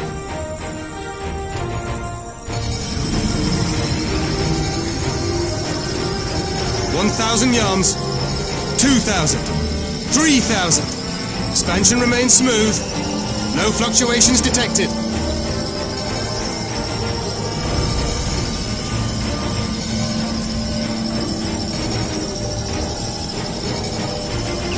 4,000!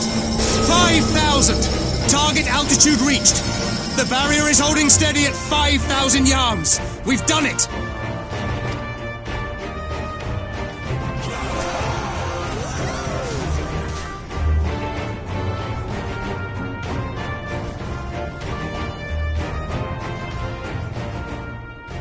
Is that an Imperial airship?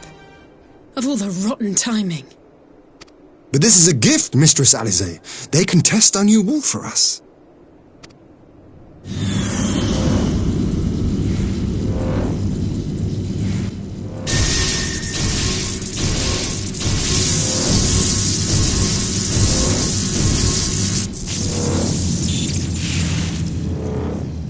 Seems solid enough, though I was hoping for a fireball.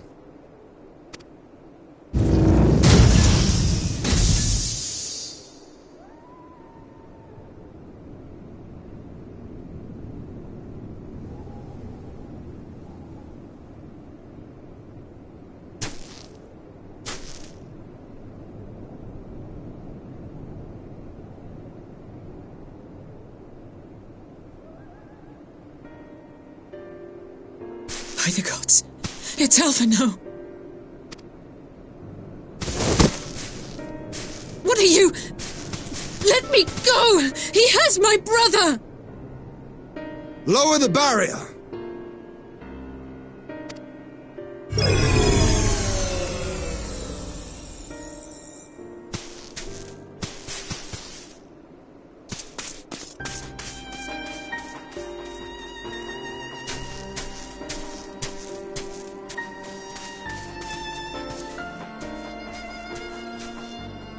Be at ease, girl. The lad is not dead, merely locked in slumber. No, not him too.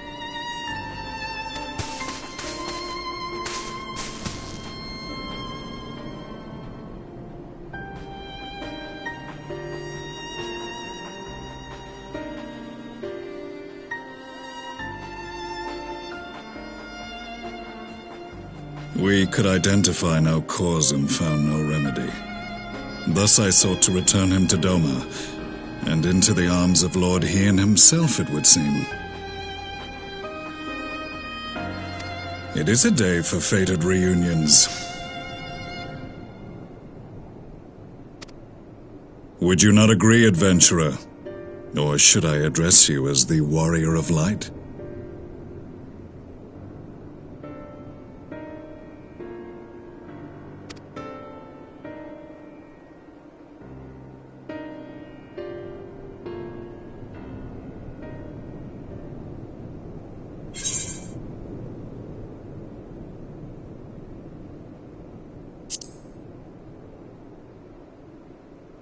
Aye, Gaius van Baelsar, the Black Wolf. That was the title I was given, one I have long since relinquished.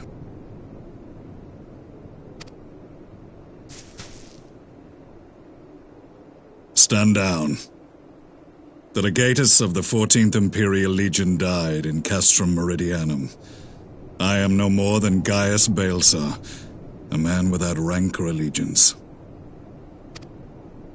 Impossible! There's no way you could have survived! Do you remember how it unfolded?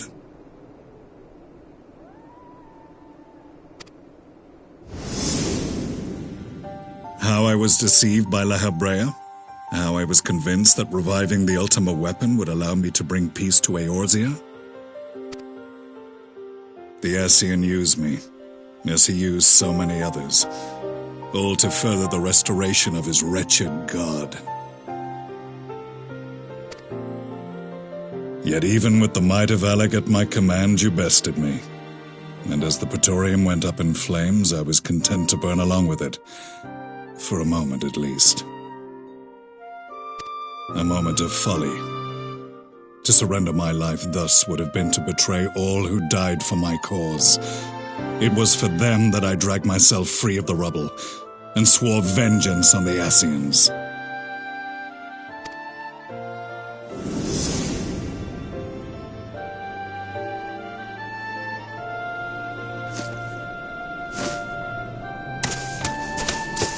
The Black Wolf has shed his pelt, never to return to Garlemald or her legions. I live now only to exact revenge.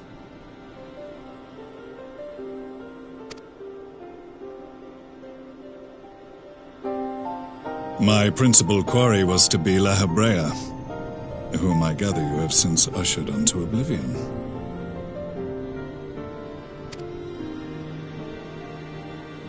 But so many more remain. Long as their kind lurked in the shadows, laboring to sow chaos throughout our world, I would see each and every one dragged into the light and put to the sword. Are the Scions not of like mind?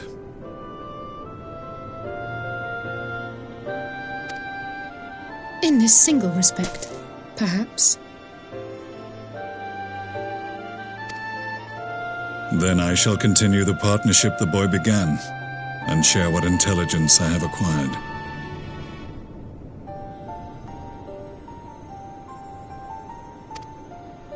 Among the Ascians, the black-masked ilk are subordinate to those who wear red. This you already know. Yet among the red there exists a hierarchy. Those set adrift with the shards clearly stand below those still joined to the source. Nabriales, who once dared to intrude upon the Rising Stones, belonged to the former group, and while he was indeed a dangerous foe, his powers were inconsequential next to the paragons of the source.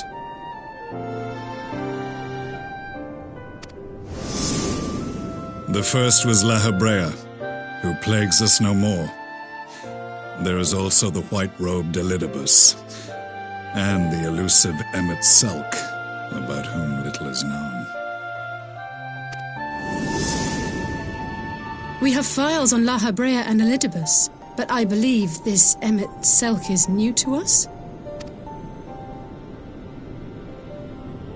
As I assume my brother told you, we have evidence to suggest that an Ascian now walks in the body of the Crown Prince. Have you identified this interloper? Elidibus seems the most likely culprit. As emissary, it is his role to maintain the equilibrium between darkness and light. Your many deeds in Hydaelyn's name have upset the balance, and I believe he seeks to restore it by throwing his considerable power behind the Empire. As a leader of the Ascians, he is one of our primary targets.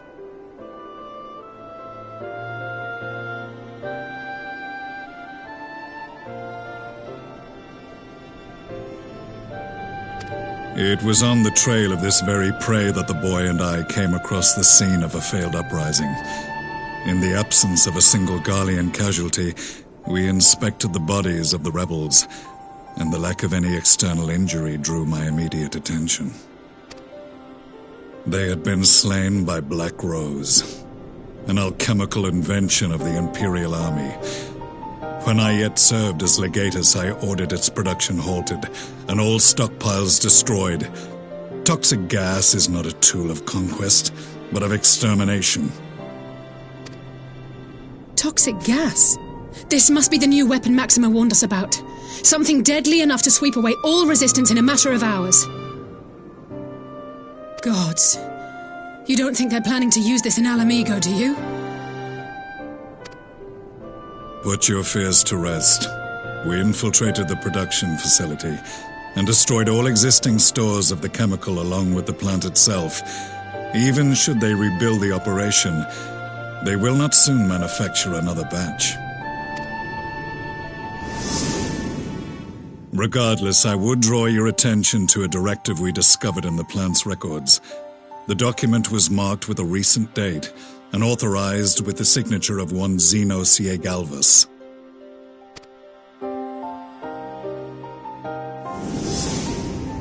A dead man signing the death warrant for thousands. 'Tis bad comedy.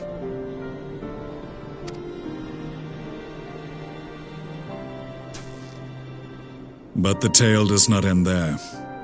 Within that same facility was a chamber filled with devices of elegant design. Cloning technology, we realized.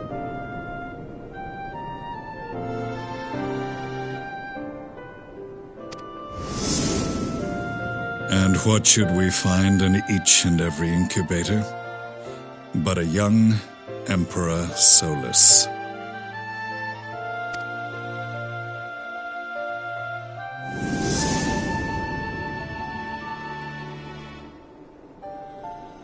All of which prompts the question, were the Ascians responsible for these abominations, or was it the will of the Emperor?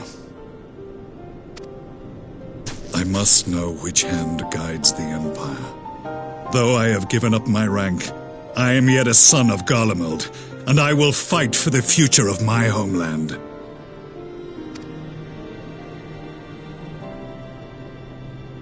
It is time I return to the hunting of shadows.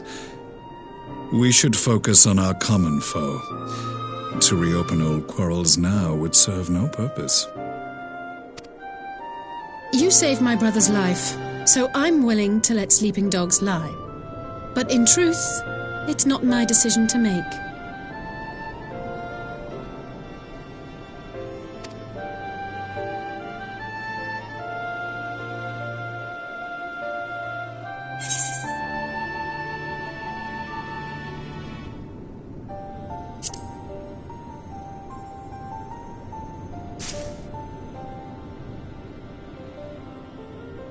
There was a time when I scorned those who placed their faith in false gods, even as I, in my blinkered conviction, place mine in Ascian promises.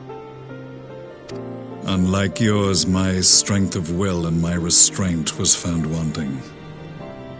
We shall meet again, warrior of light.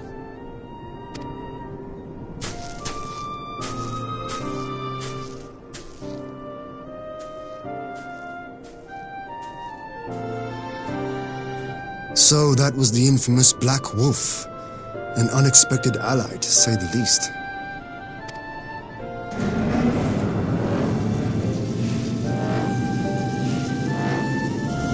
Well, I am content to leave the fine-tuning of the barrier to cleverer minds. Let us bid our friends from the Ironworks farewell, and see what can be done for Alphino back in Dorma.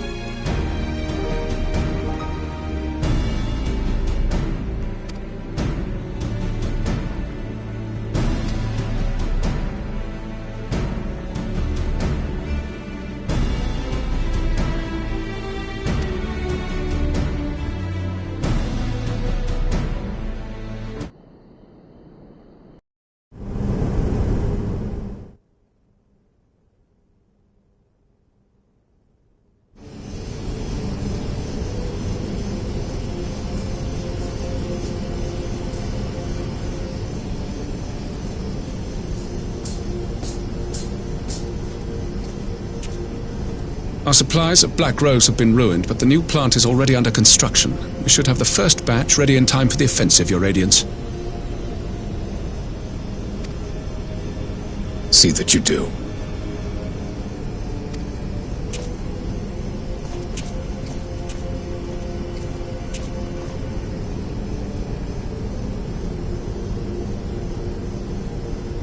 Ah, yes, the infamous Black Rose. If I recall correctly, Gaius did not much care for the invention.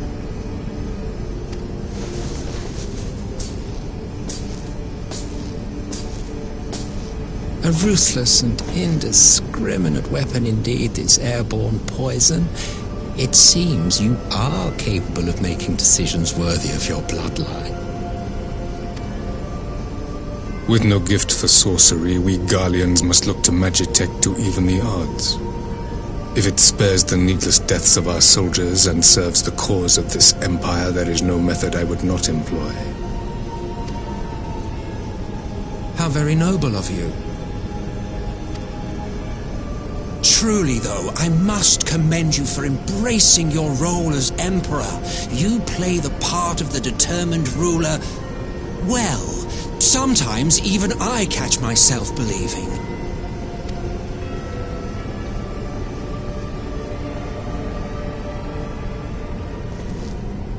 A silent agent of death.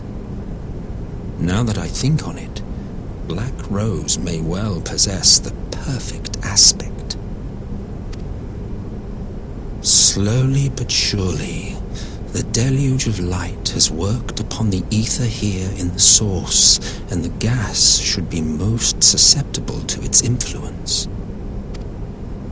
Well, I shall leave you to your own devices. Go forth and bloody the land with your grand and glorious war.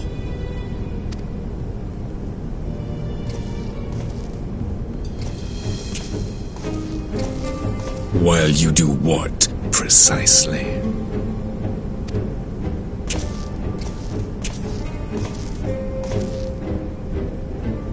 Need you ask? I will be doing what all Ascians do. I am well aware that your kind exists only to usher in the next calamity. But you seem oblivious to the harm your singular agenda causes to the Empire. You cannot have forgotten the events which followed your mortal demise.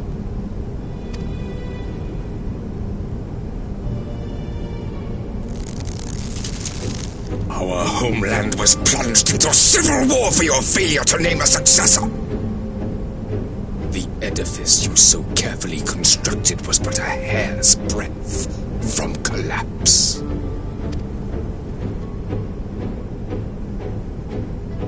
Are you truly so naive?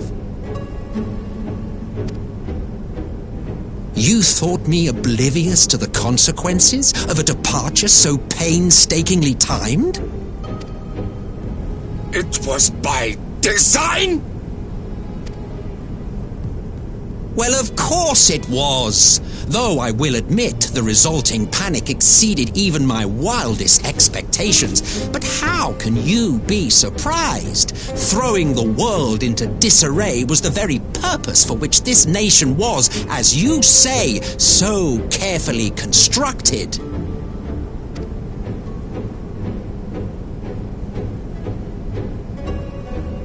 Now, if you have no further questions, I must be on my way.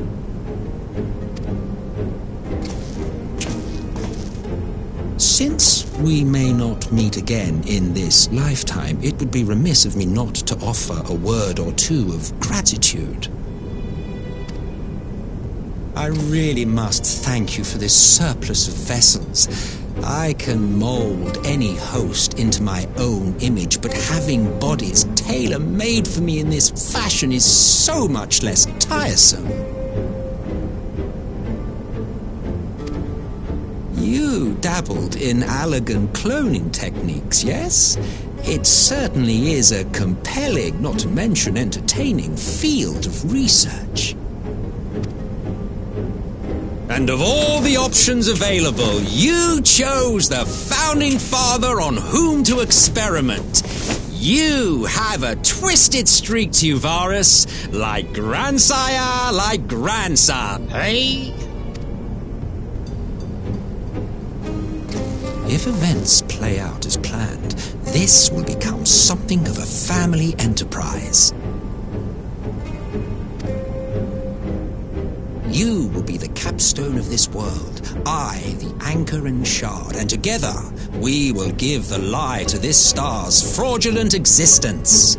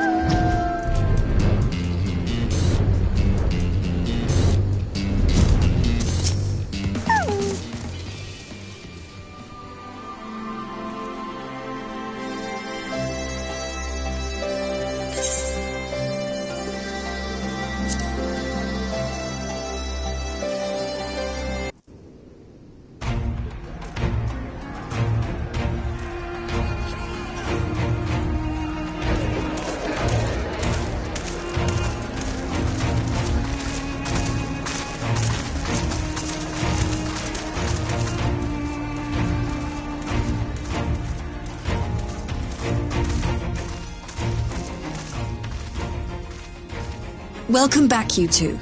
Greetings, Lord Hien. Glad you could join us. Glad to be here. I would have come sooner, were our own defense is not in question, but I am pleased to report that our soldiers are assembling for deployment to Alamigo as we speak. We're grateful for your support. Thanks to the efforts of our allies, it won't be long before we've established defensive positions on this front as well.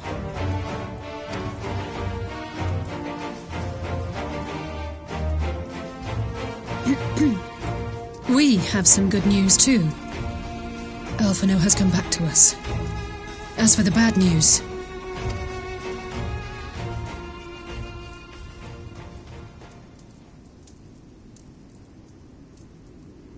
So, Alphino won't wake up, Gaius van Baelsar is alive and hunting Ascians, and the Empire is planning to poison us all with toxic gas. Does that sound about right? Ordinarily, any one of those things would have left me in shock. But the way things have been lately, it's all starting to seem pretty normal. Getting back to your report, are we sure this Black Rose is the weapon Maxima was talking about? It fits the description. And it seems we have Alphino to thank for sparing us an early demonstration of its effectiveness. I have a feeling this won't be the last time his bravery in the Empire will serve us here in Eorzea. The threat of an unknown weapon has had us all on edge. But now that we know what we're dealing with, we can take steps to defend against it. As for Gaius, I'm not sure what to think. Am I happy he's alive? Not in the slightest. Am I happy he's hunting Ascians? Aye, I'd have to say I am. Oh, speaking of Garleans you didn't expect to see, we have a tale of our own, as it happens. When we sent envoys to the Imperial Army to request talks, they returned with the message that Varys Zos Galvus would be attending.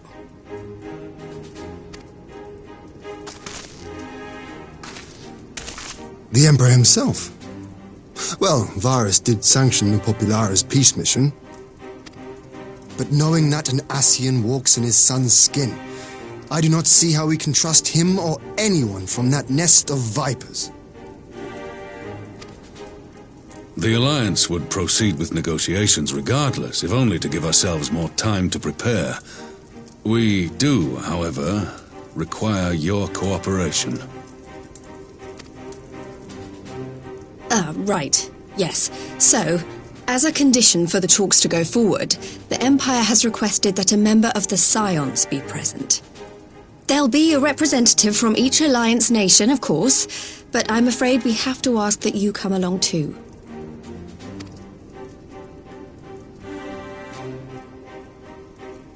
Gods, Lise, you know how much I hate politics. But then, what choice do I have? Alphino and the others aren't going to do it.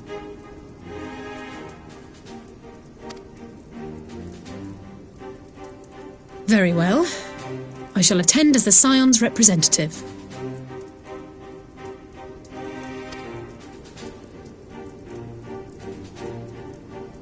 In case you're wondering why I didn't ask you, the Empire also requested the presence of Eorzea's champion.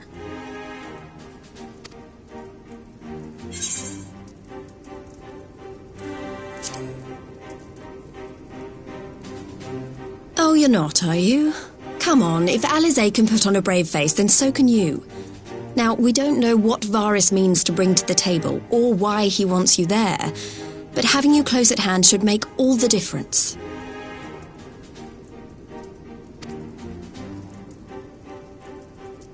The meeting will take place on the border. Anticipating an early assault, we mean to position the bulk of our forces nearby. The Alliance leaders should already be on their way. Once you're ready, we can head out and join them.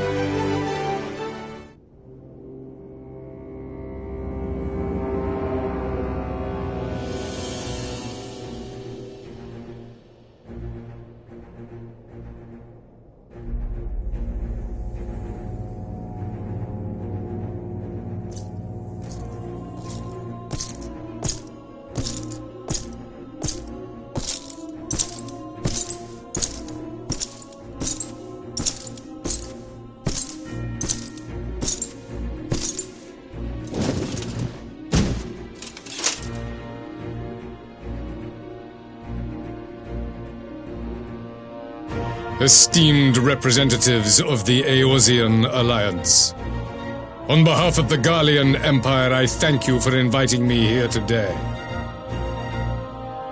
As this parley was convened at your request, I invite you to speak first.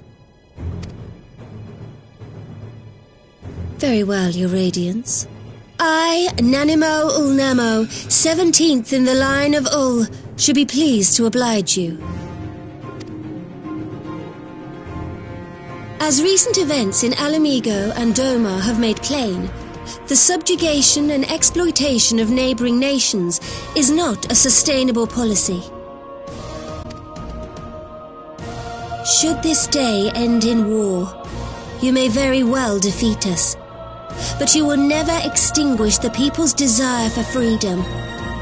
Though it may not be in our lifetime, there will be another revolution, another war, and the cycle will continue. Domar has entered into a concord with the nations of Eorzea, a partnership wherein we recognize one another as equals. Garlemald could be afforded similar treatment. You need only set aside your ambitions and join us in paving a path towards peace.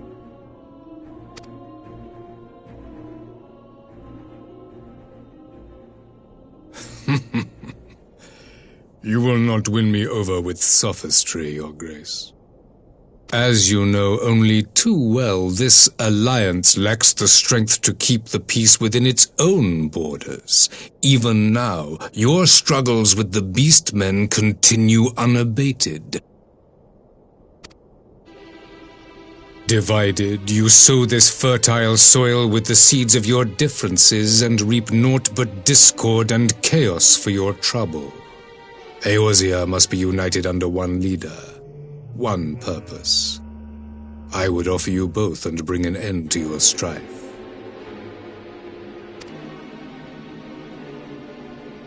With all due respect, Your Radiance, the only thing that you offered the people of Alamigo was fear and hopelessness.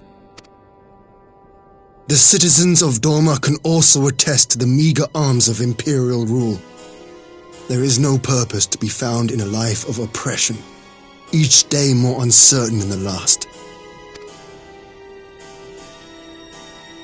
Our people are willing to die for their freedom. A great many already have, and countless more will, if we don't put an end to this madness here and now.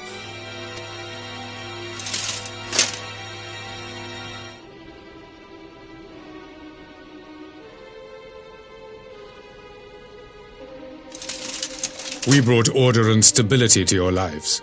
This madness and bloodshed is of your own making. You broke the peace, not Garlemald. Peace. Order. You kill our peoples, despoil our lands, take everything that is ours. And what? You expect us to lick the boot that grinds our faces into the dirt?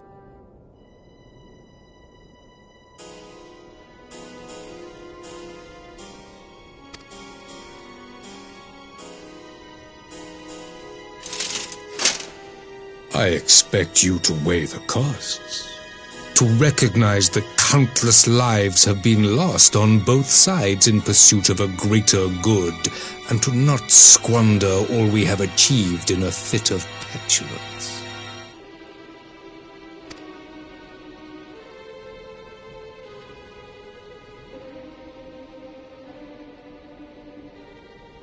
Your Radiance, I fear I can personally attest to the dangers of pursuing one's vision with such righteous fervor. For 1,000 years, the Holy See of Ishgard waged war with dragons.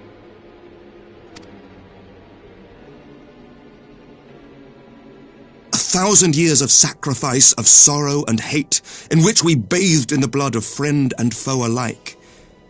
Had it gone on any longer, we may well have drowned.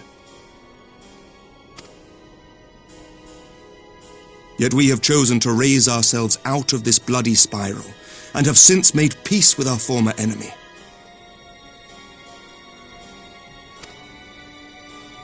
So I understand. No doubt the dragons were more receptive to your overtures in the wake of their leader's demise.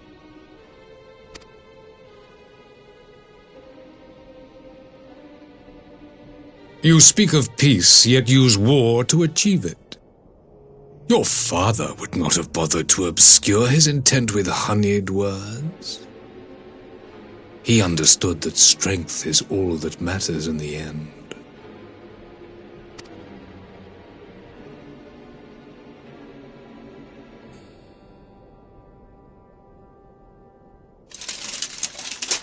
Without his clarity of vision, I can but wonder what will become of Ishgard and her people.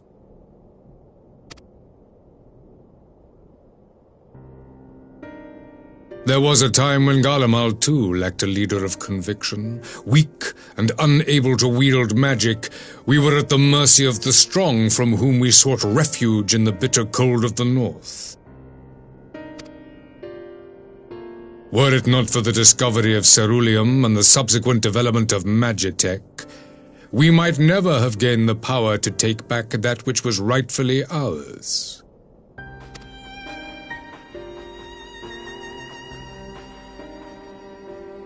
You speak as if your people were the first to have been driven from their homes. Limsa Lominsa was built by wayward souls in search of a place to call their own. On the shores of Vilbrand we found it, and from those humble beginnings did we grow and flourish, and all without robbing our neighbours of their liberty.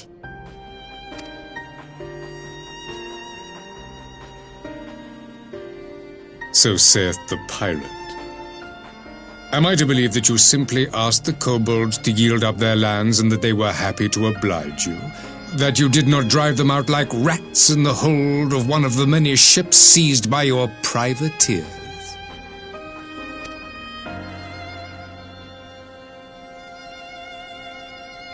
I will concede that after centuries of exile, reclamation may be mistaken for invasion. Nevertheless, it is not. And those who till stolen soil have no right to object when cast out in turn.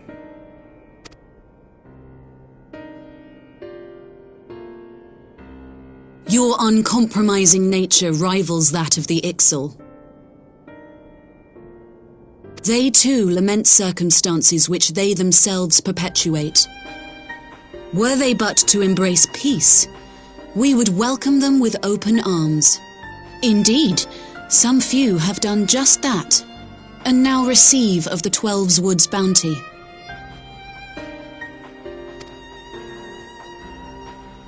Would that your people might learn from their example.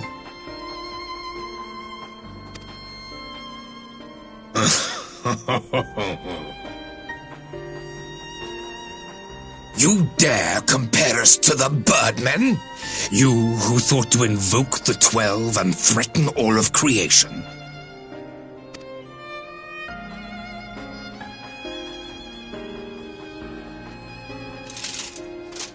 I came here in the hope of finding some speck of common ground, but I see now these discussions will accomplish nothing.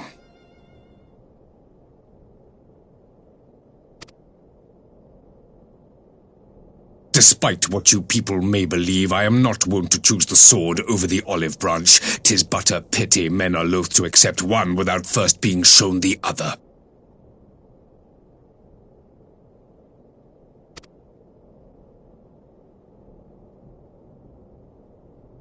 Wait! I beg you. This meeting was supposed to be a chance to find a way forward together, not to bemoan the missteps which brought us here.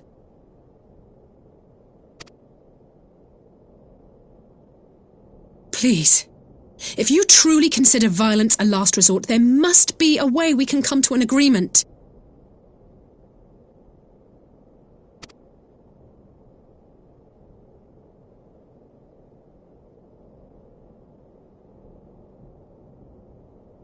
As Mistress Alisaie says, we did not come here to bicker over the past, but to discuss how we might strive towards a brighter future.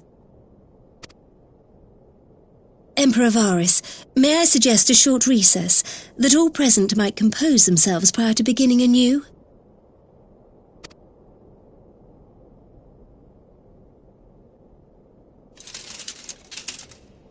Very well. I pray this intermission will suffice to move these talks in a more constructive direction.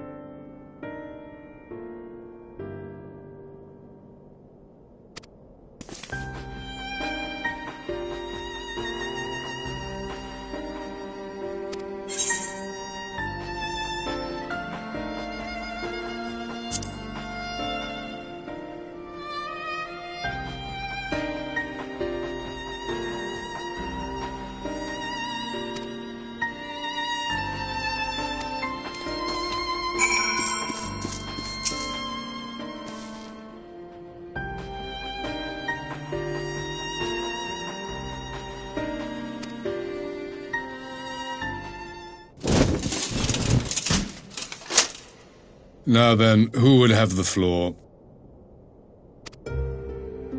Before we resume, I wish to offer you an apology. After you graciously accepted our invitation to discuss an armistice, we have done naught but rebuke you at every opportunity. I believe I speak for all of us when I say we are deeply sorry for our discourtesy.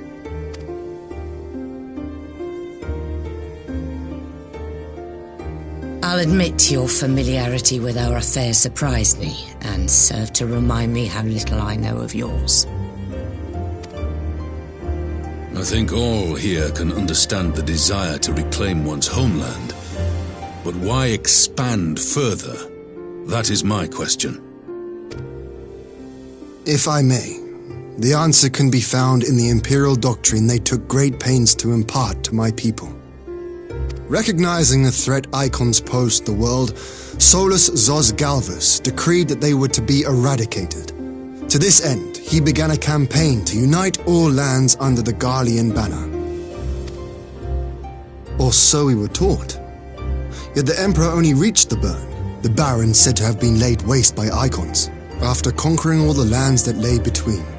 What is more, I am quite certain the practice of summoning was not nearly so widespread in the days before the Empire's founding. When you put it like that, it all starts to sound like an excuse, doesn't it? But to distract from what? Why are you really waging this war?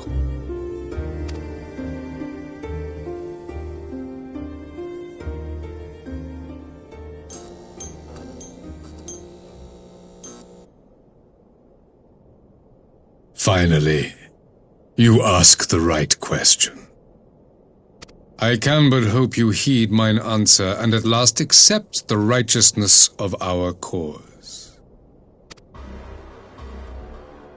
My goal is this: to return the world to the way it once was, the way it was always meant to be. In doing so, mankind will be made whole once more.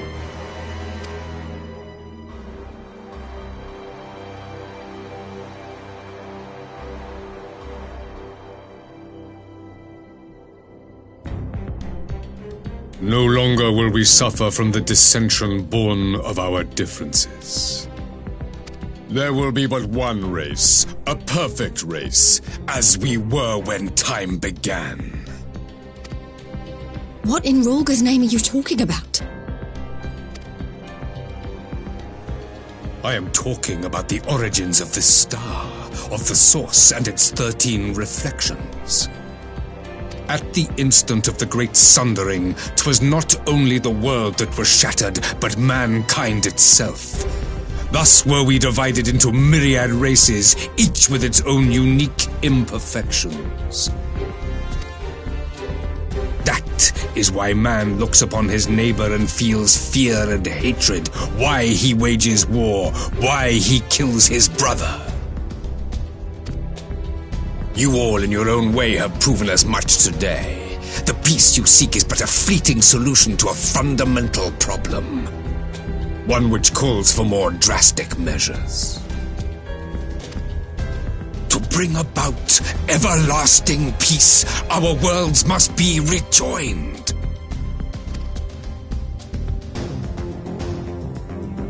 That is the goal the Empire would see realized. The glorious future unto which we shall one day shepherd mankind. A rejoining of worlds. I have heard this tale of the source and its reflections before. Are these not the self-same desires as the Ascians? Emperor Varys, do not trust in their words. They will lead you to your doom. My father thought to use them, but in the end he succumbed to their temptations. He embraced summoning like so many other pawns before him. Do not tell us you mean to do the same.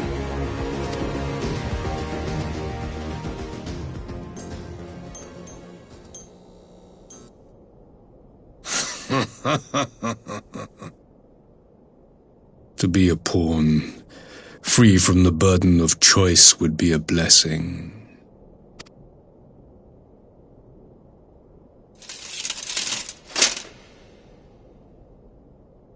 But I forswore that privilege the day I learned that the Garlean Empire was built by the hand of an Ascian. What?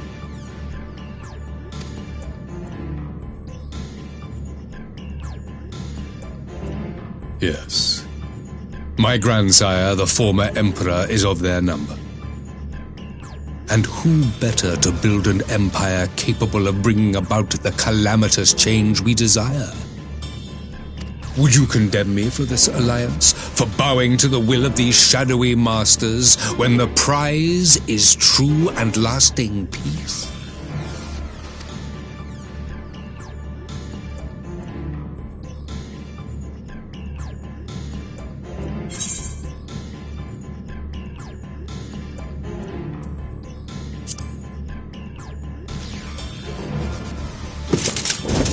I come not to conquer, but to liberate. To free man from the prison of divergence. Imagine a world united. One perfect race beneath a single standard. An army before whose might these servants of darkness and light would fly, as leaves in a storm, never again to meddle in man's affairs. We would be the masters of our own fate. I bid you join me, not as subjects of Garlemald, but of a new nation. And together we shall win freedom for ourselves and generations yet unborn. You want to trigger another half-dozen calamities? You can't be serious!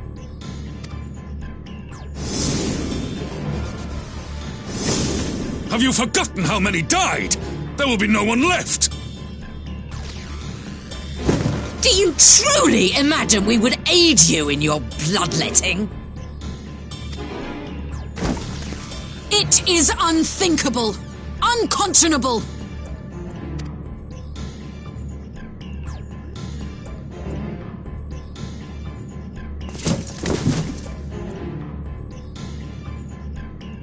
And what is the alternative? To be as cattle waiting for slaughter? I would have us work together that we might take fate into our own hands. Into your hands, perhaps.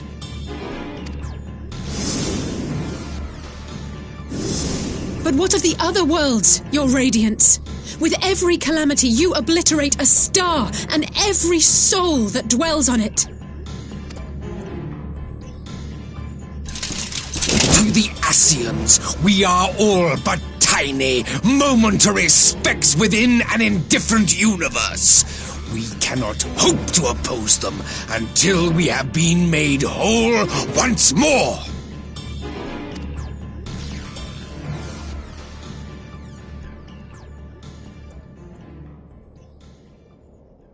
Are these truly the words of Garlemald's ruler?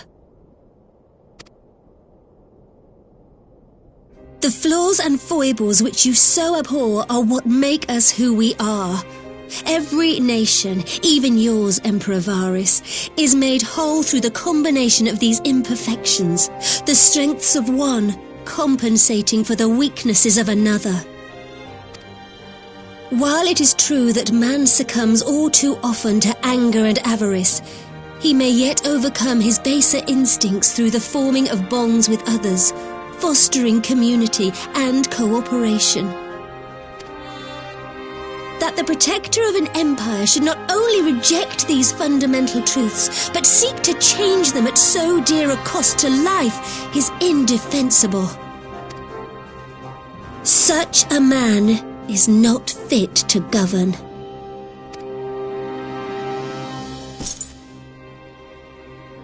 And you, warrior of light, would you refuse me as well?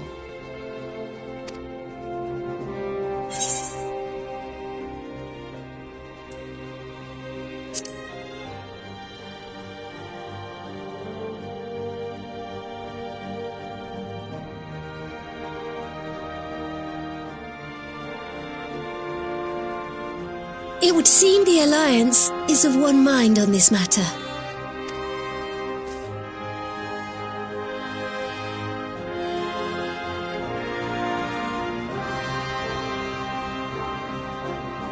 You Eorzeans never cease to disappoint me.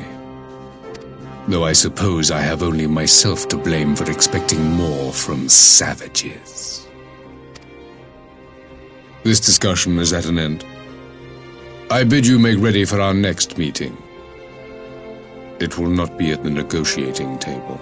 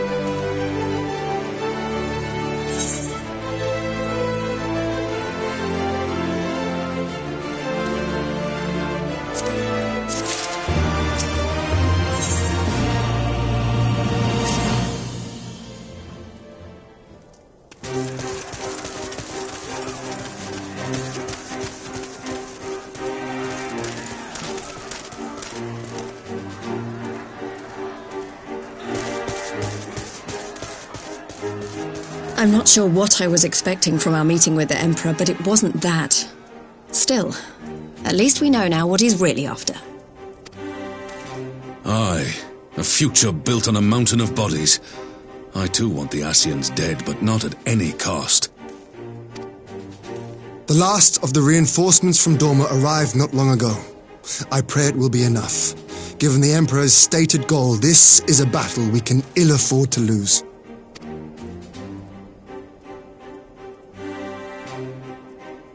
If the Garleans come in force, we may not have much say in the matter, even with our combined strength. We knew from the first that the odds would be against us. But if there is even the slightest chance of victory, we must do everything in our power to seize it.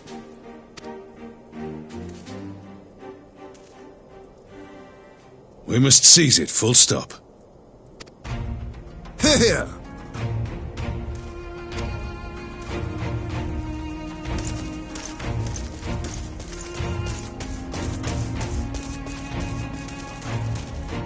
The two of you are to join an irregular unit and support the main host. I won't bother asking if you're minded to fight. After coming this far, how could I not? And for once, there's no one around to countermand me. Not that they would. Not even my brother. But we all know who really made the difference. Ready to frighten some Garleans? I wouldn't want to be on their side. Might I ask you to accompany the Dorman contingent? They are strangers here, and your presence would do much to raise their spirits.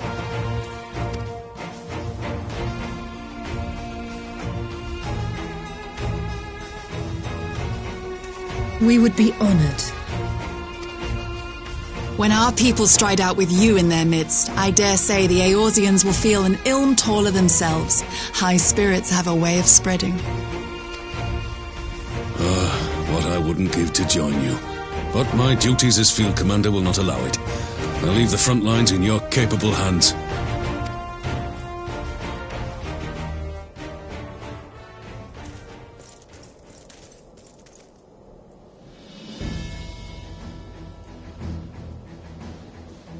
Comrades, ready your arms. The hour of battle has come. May the crystal guide us to victory!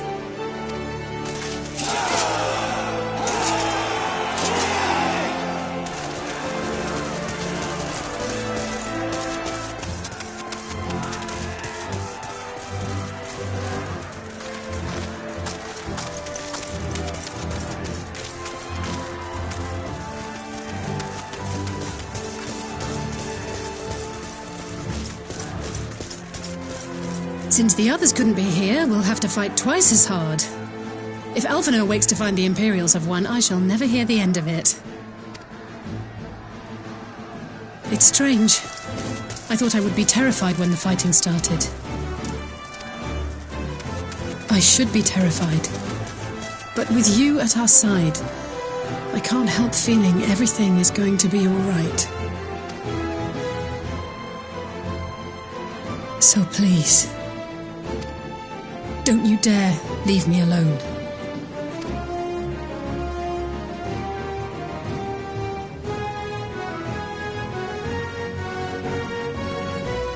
No matter what happens, we have to survive together.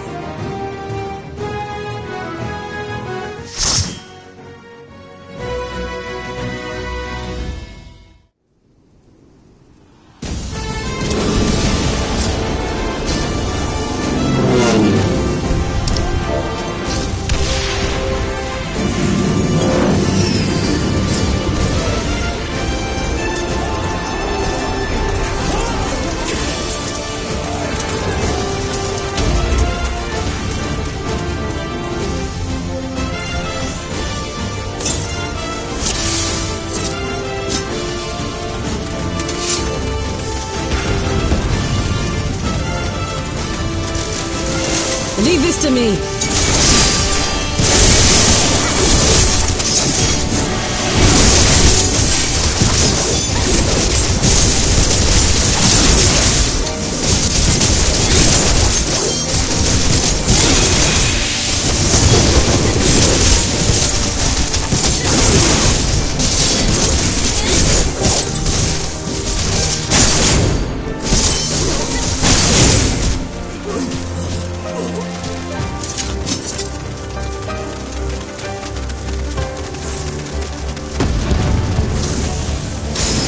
Forward! Forward!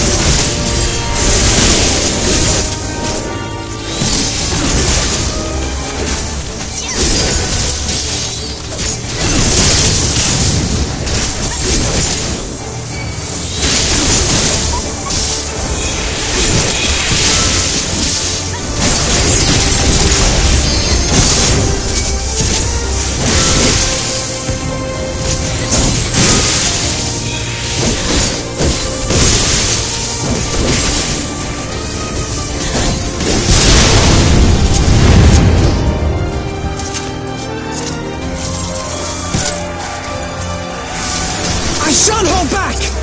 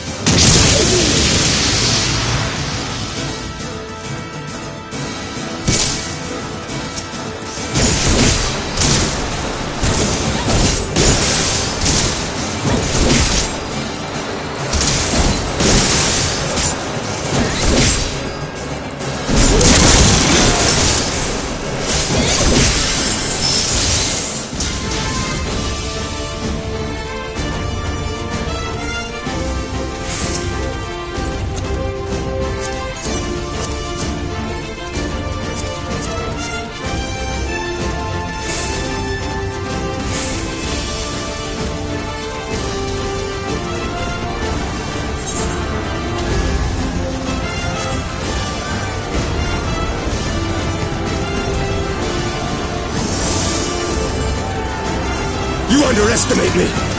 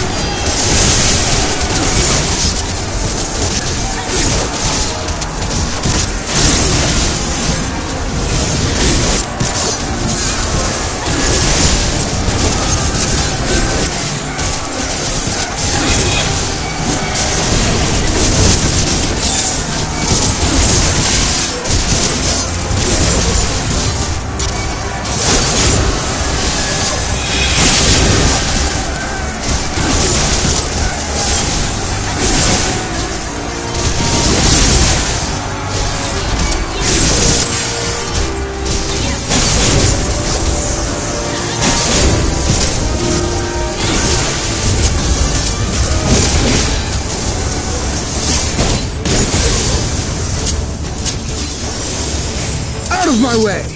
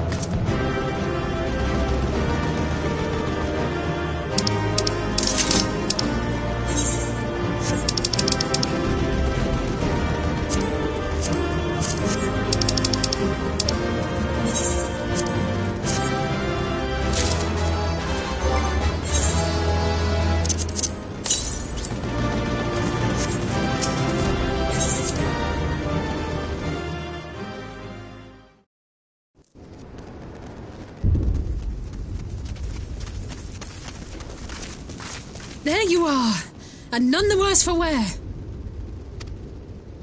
Indeed.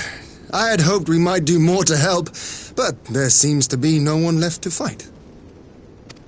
A tactical withdrawal, perhaps? We should give chase. Finish them off while we have the chance. Imagine the other surprise when they wake to find the war already won.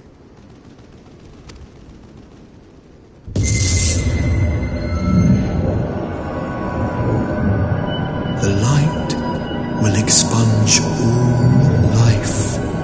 Only you can forestall the calamity. Throw wide the gates. No! Not like...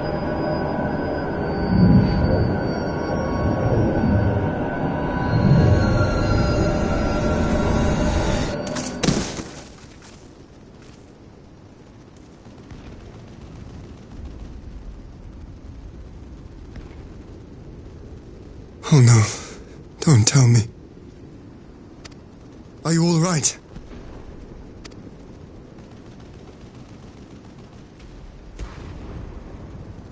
Quickly, we must get her back to the encampment.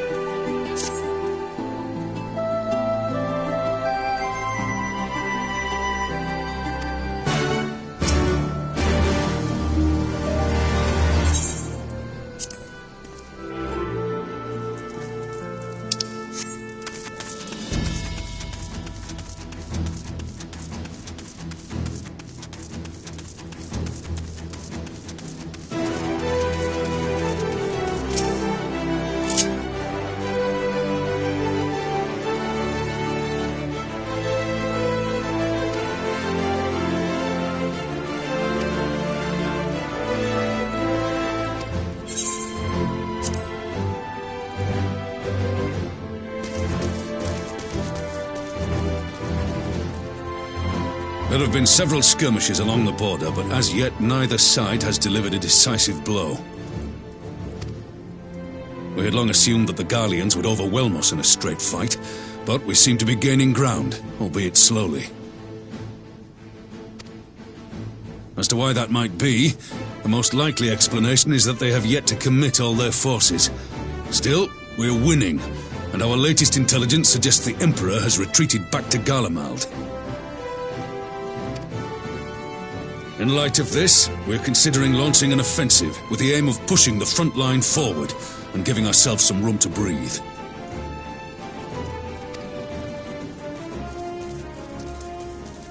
Commander! The Imperials! They've broken through our defenses to the east! What? Our scouts say their forces are being led by Lord Xenos. Lord Heian and Commander Hext have taken their troops to provide support, but we don't know how long they can hold out. So, they've been biding their time, waiting for his arrival, have they?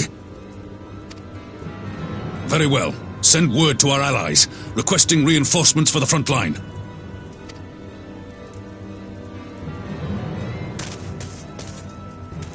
Should the worst come to the worst, I may need to enter the fray myself. But what of you? Do you still have the strength to fight?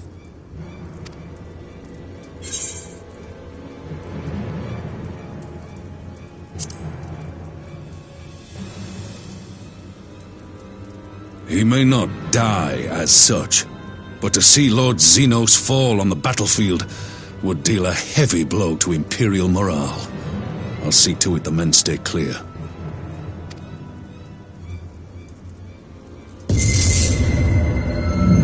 Why won't they open? Please, I bid you open!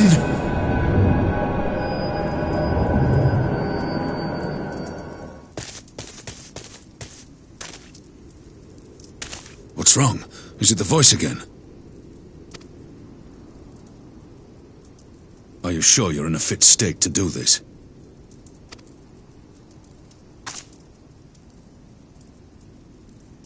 May Ralga grant us strength.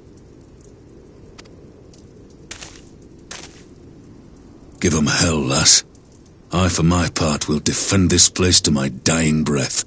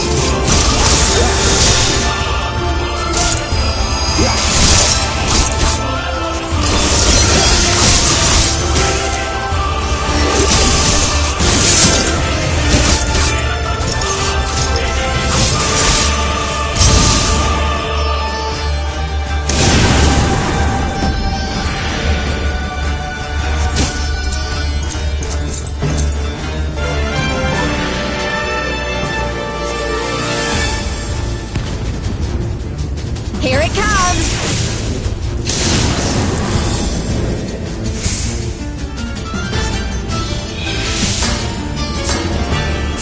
The weave of a shinobi's power.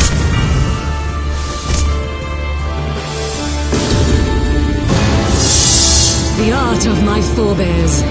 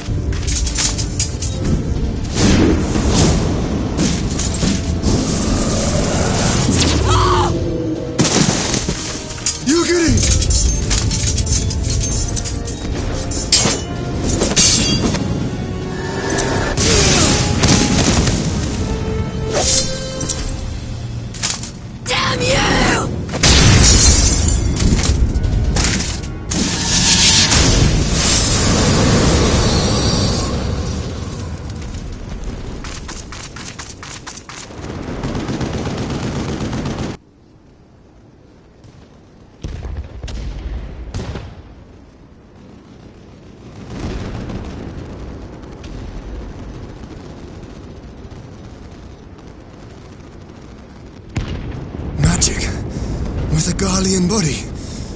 That's hardly fair.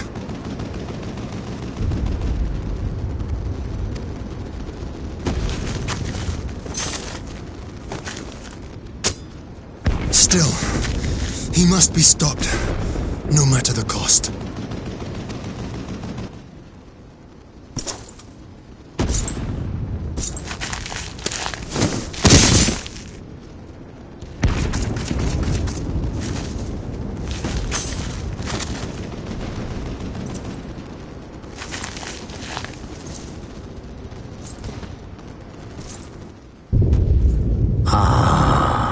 Bringer of light.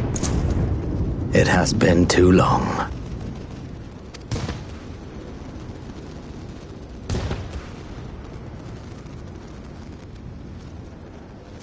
No words to mark our reunion? So be it. Equilibrium must be restored, and only your death will redress the balance.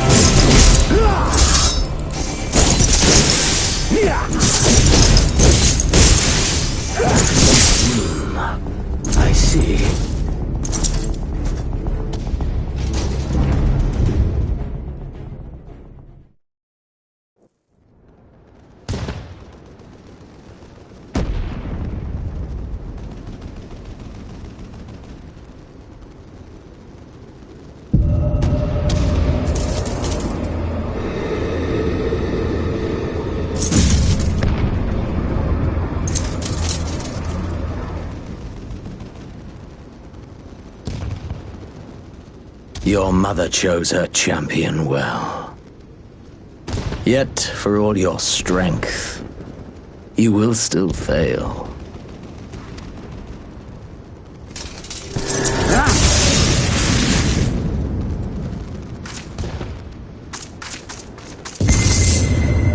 Please, I beseech you.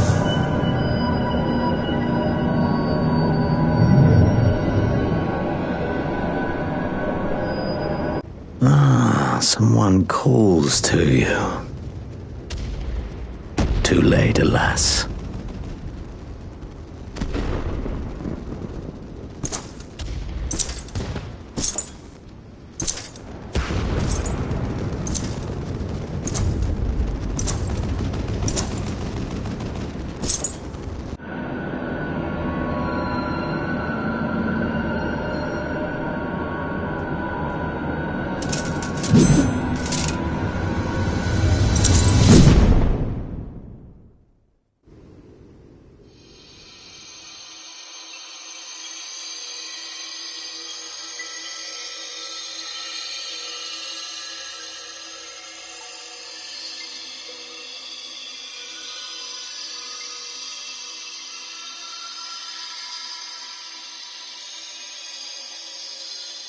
At last, I found you.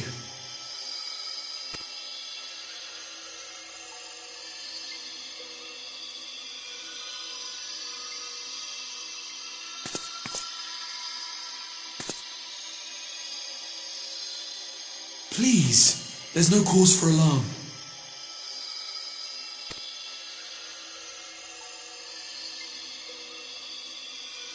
Though, I confess, this is not where I had intended to meet.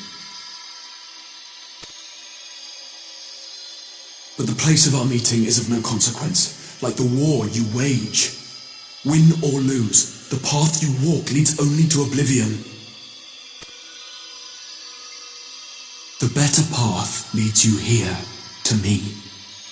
I have need of your strength.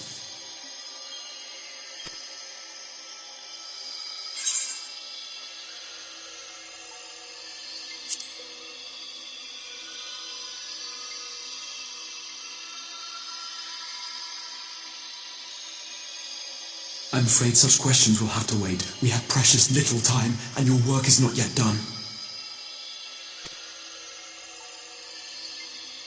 Go to the Crystal Tower. I have left something for you near its base. It will serve as a beacon of sorts, one which I pray will help you on your journey. All you need do is find it. I will take care of the rest.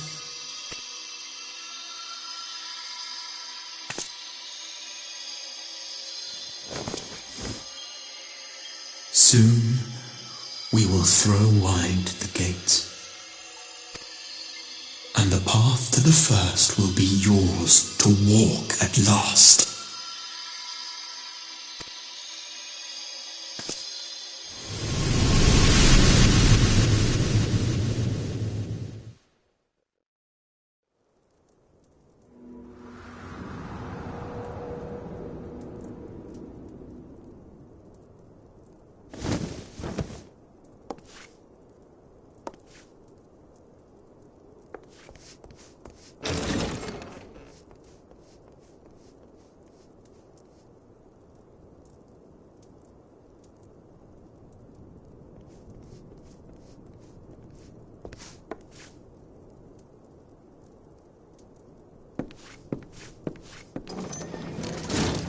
You're awake. Thank heavens.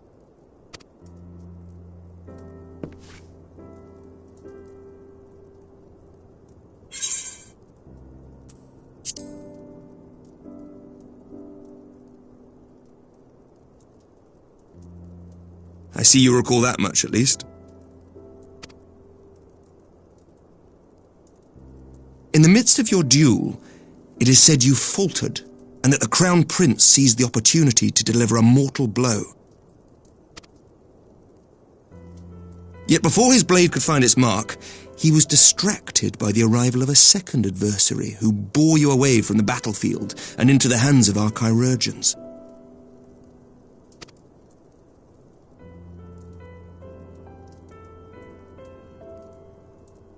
Lest you wonder, he left before you awoke. As is his wont.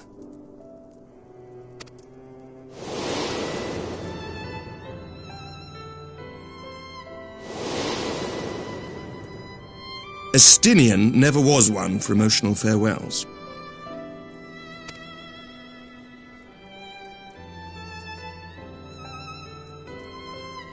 Though Xenos bested all before him, the battle clearly took its toll, for he retreated shortly after your rescue. Seeing this, the remaining Imperial forces decided discretion was the better part of valor and pulled back, allowing us to re-establish our position. We have since received word of renewed unrest in the provinces, doubtless inspired by the efforts of the Eorzean Alliance and our Far Eastern allies. Nor does the good news end there. We have also come into possession of intelligence suggesting unrest within the Imperial Court. This would certainly explain why both the Emperor and Lord Xenos appear to have abandoned the fight. A long-awaited ray of hope in these dark times.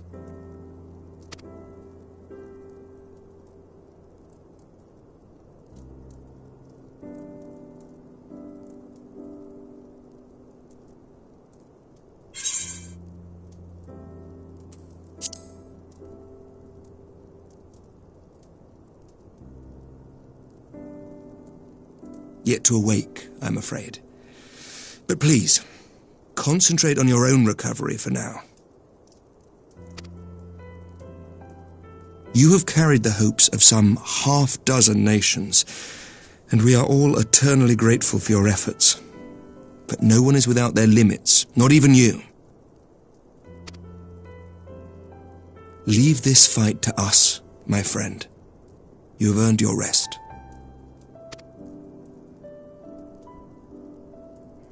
But before I forget, I was asked to deliver a message as soon as you awoke. A reminder that you are not alone, though many of your allies have fallen.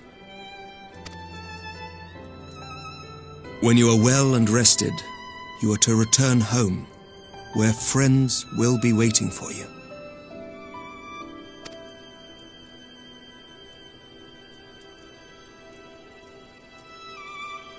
Now, if you will excuse me, I must return to the front. May we meet again soon, under happier circumstances.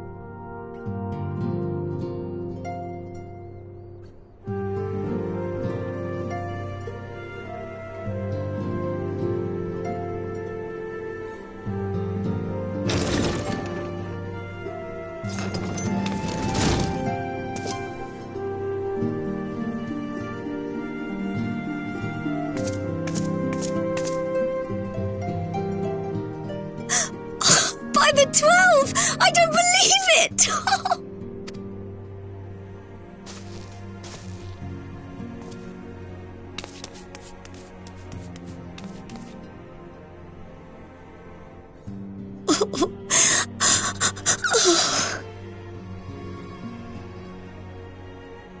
I rushed back as soon as I could. I swear, my heart nearly stopped when I heard you'd collapse like the others. What in heaven's name is going on?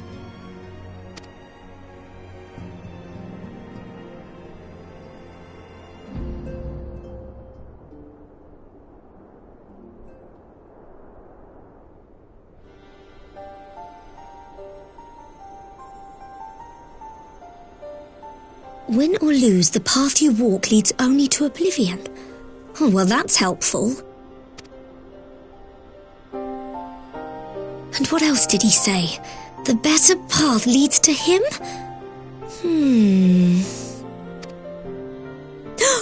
If his is the voice you've all been hearing, perhaps the others are with him. Sir Emmerich said the fighting had reached a stalemate, didn't he? But if that monster masquerading as Xenos comes back...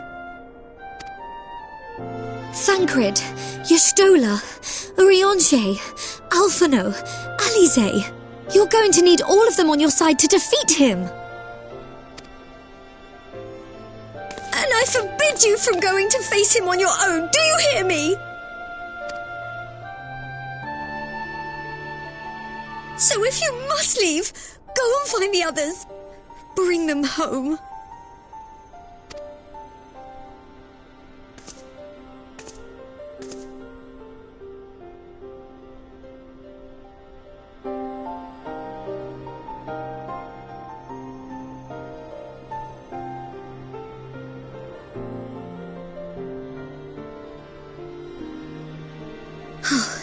As for where to start, you said the stranger had left a beacon for you at the Crystal Tower, right? But how are you to find it, now that the tower has been sealed shut?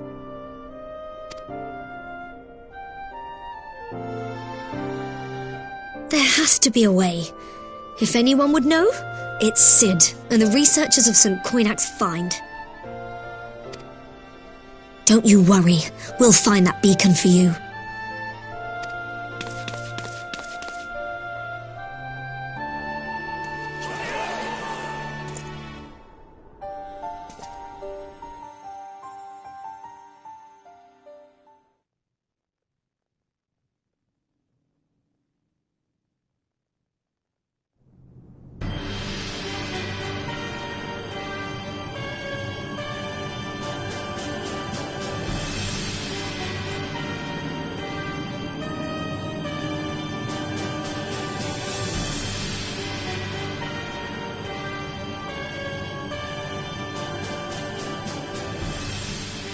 I pray you have good reason for abandoning the front. How could I remain there while the rumor that my son is possessed by a demon spreads like a sickness here at home? I will not be made to fight for the throne a second time. But what of you? Did you not tell me you would destroy Eorzea's champion with the ease that one might swat a fly?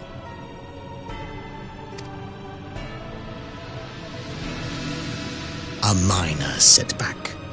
She will not escape me again. Where is your grandsire? I would have words with him. How should I know?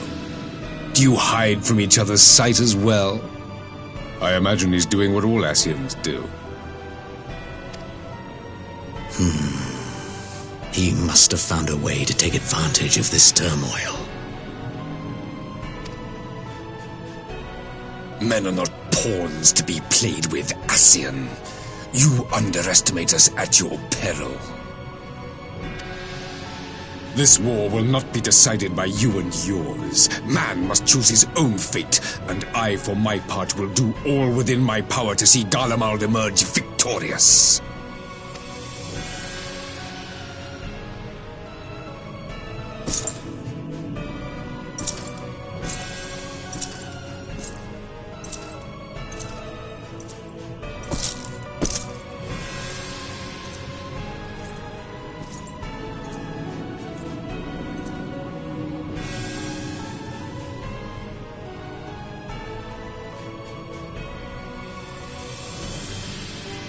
Pray forgive the intrusion, Your Radiance, but the requested preparations are now complete. We stand ready to begin production of Black Rose upon your order.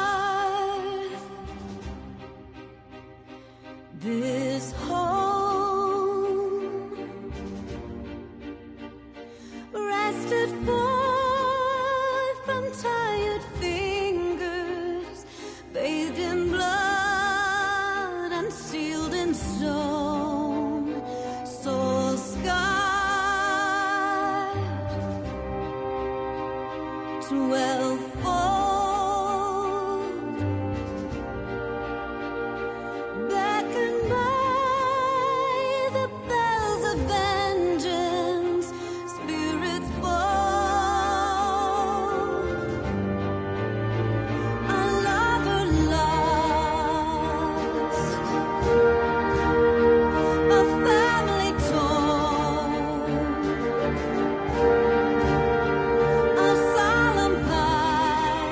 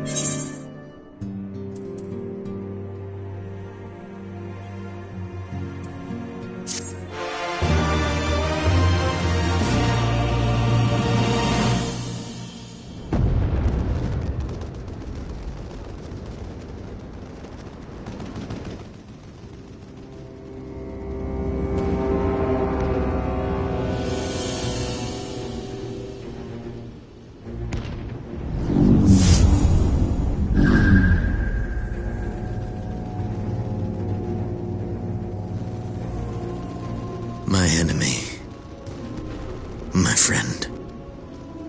Had I been but a step faster.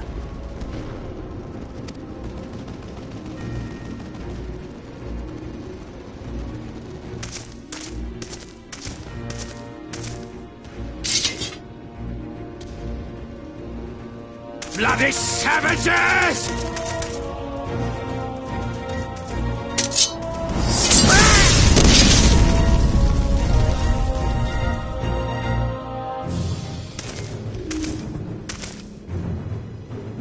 A pity your hunt leads you elsewhere. Not that I am surprised. May you find joy in it. Grow stronger, more savage, and savor every triumph.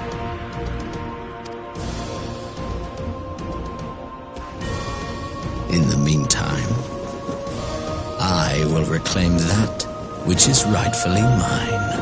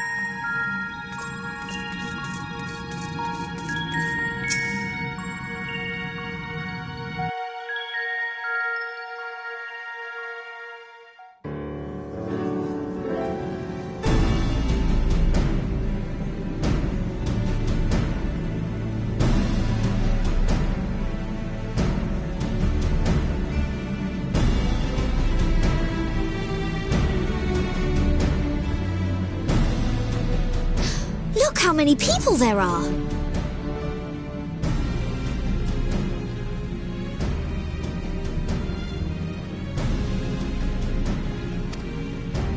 Should we get to it then? Pick up anything that seems the least bit device-like, and we'll make ourselves a pile.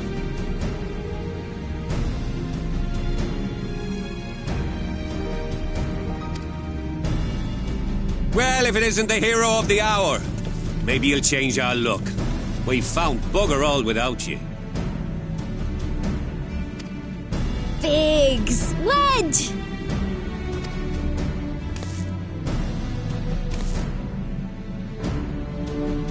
Aye, aye. Well, we could hardly say no to a call for aid from the Scions. Jesse called it the chief of some other business, so we'll be working twice as hard to make up for his not being here. Thrice as hard, even. Thank you, both of you. I'm sure we'll find that beacon in no time.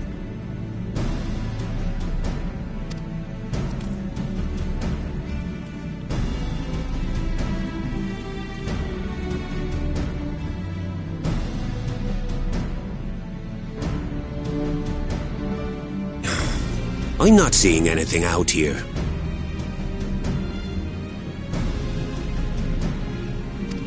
Do you reckon you could squeeze in there, Wedge?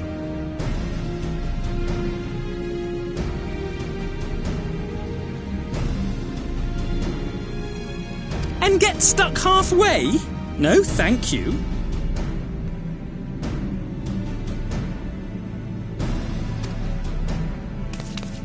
I could try if you like. Tataru, no! We couldn't ask you to do that. Oh, I'll be fine. This receptionist is not afraid to get her hands dirty.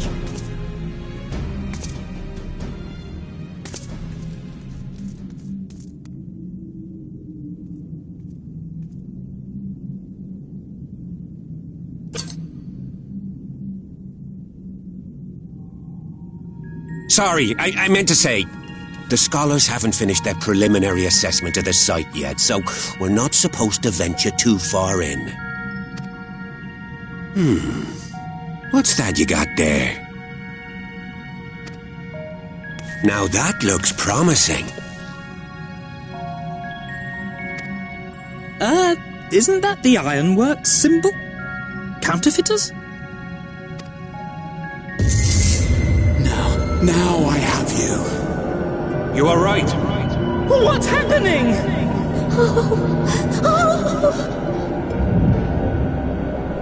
Stay with me. Focus on my voice. Let expanse contract. Eon become instant.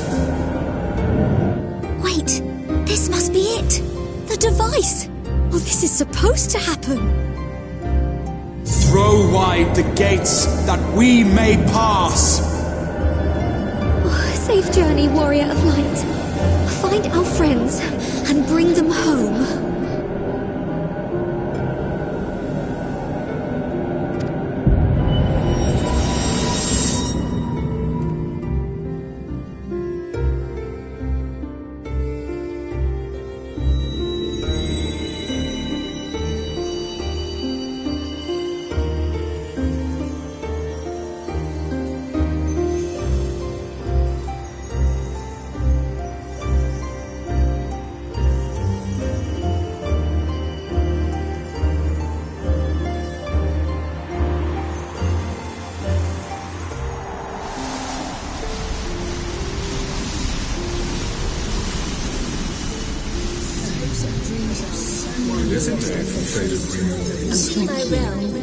The dawn's light will shine again. Oh, do not look at me so. You're slaves to a tyrant. There's no freedom in that. This is one battle you cannot fight.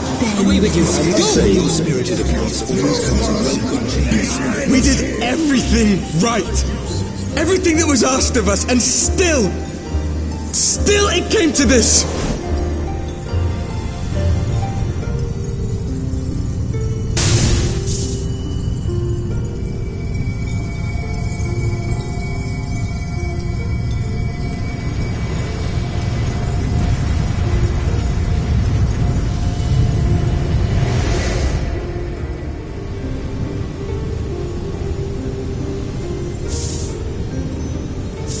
Your time has not yet come.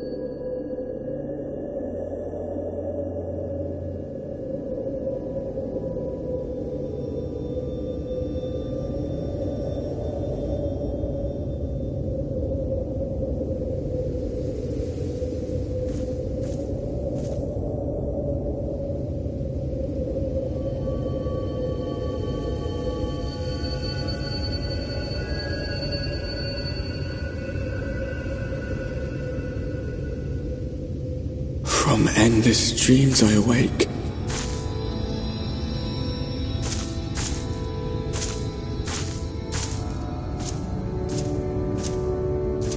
Something vague, yet urgent, calls me to action once more.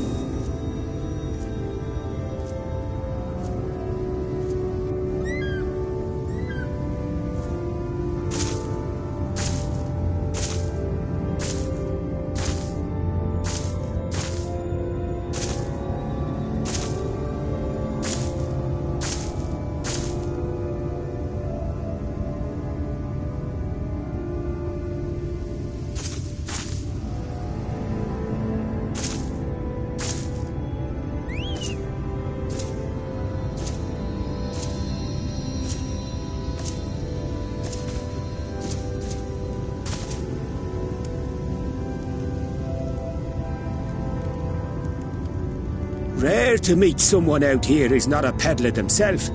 What brings you into the wilds this time of night?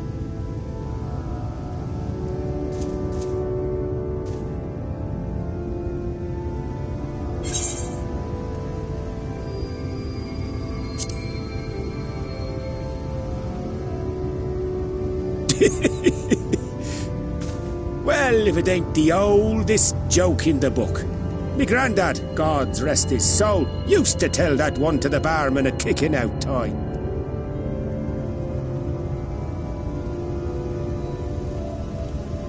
And when, pray tell, did we last have a dark night? You rotten old drunk, you, he'd reply. Yeah.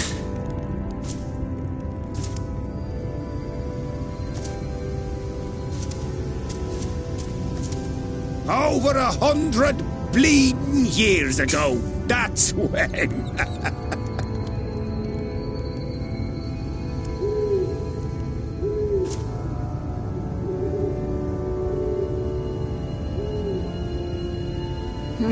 You got that look down to a T. I'd almost think you meant it.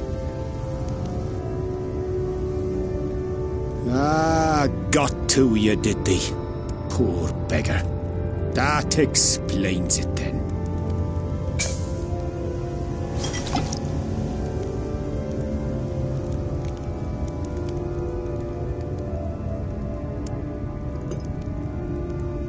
Well, I've roads to travel and wares to sell, but you best hurry along to the town nearby. Just head east through the trees and aim for the Shining Tower. You'll find the place soon enough. 'Tis the biggest settlement for malms around. Go on now, friend. They'll take good care of you in the Crystarium.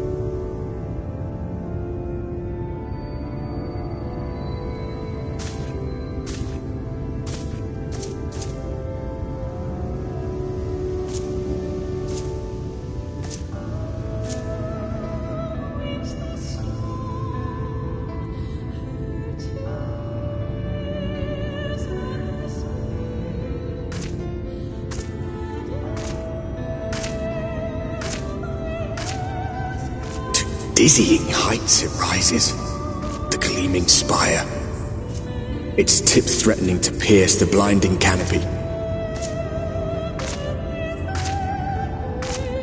There, it will all begin anew, between dark and light, the pure and the corrupt, the one true struggle.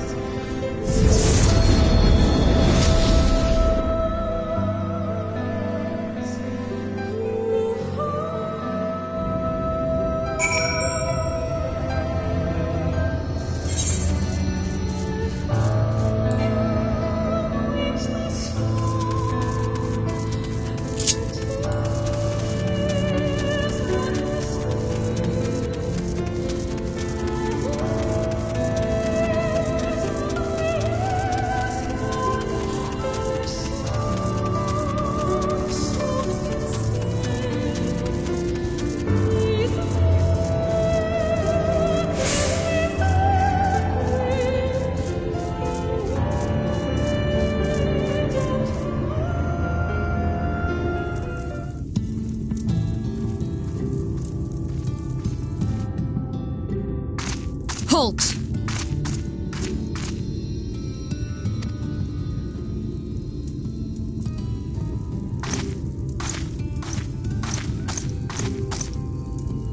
Every face in this city I know. Yours, I do not.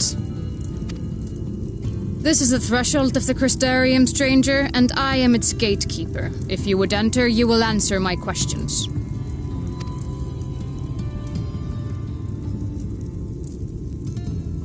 From where do you hail?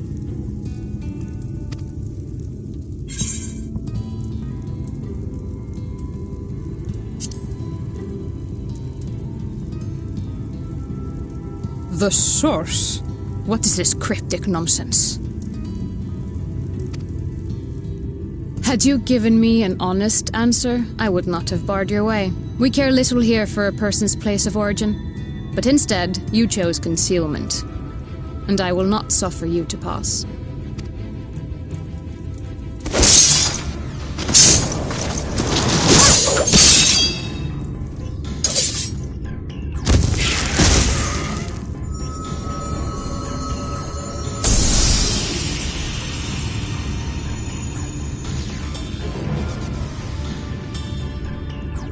That one had eaten.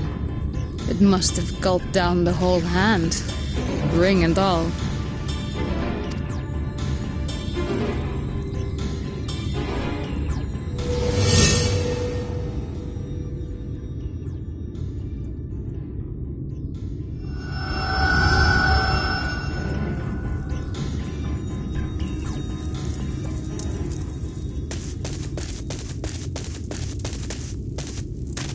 Everything all right, Captain?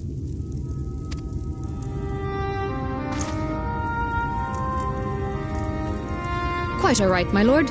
Just a stray sin-eater, and a weak one at that. I see. Weak or not, we should be on the lookout for more.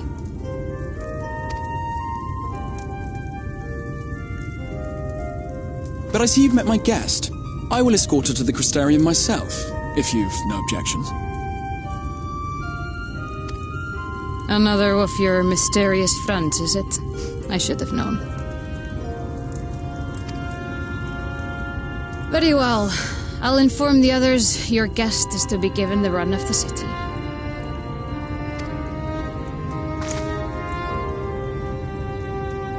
Pray forgive my less than cordial welcome. May the rest of your stay with us be a pleasant one.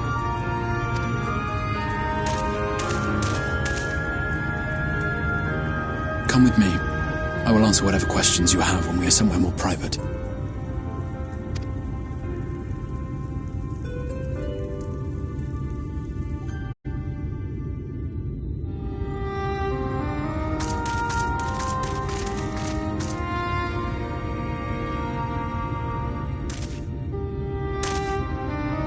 Right then, before we plunge into the wheres and wherefores, let me first thank you for answering my summons.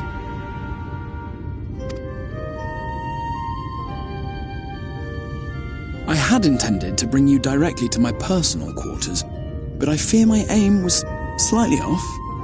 That you are still able to make the crossing unharmed is a great relief.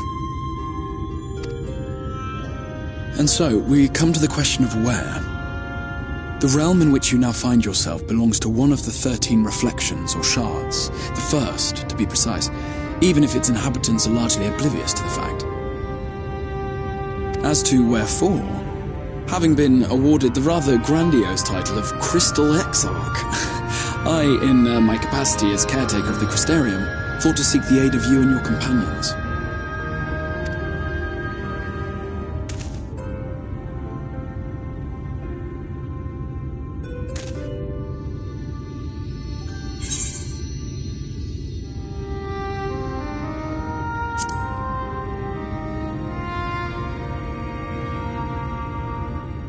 That is a question with no simple answer, but all shall be explained in due course, I promise you. Let us begin with the glaring skies up above.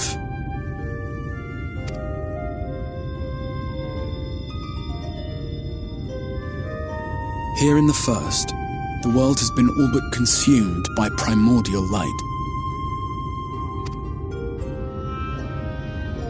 It began a century ago, by this realm's reckoning.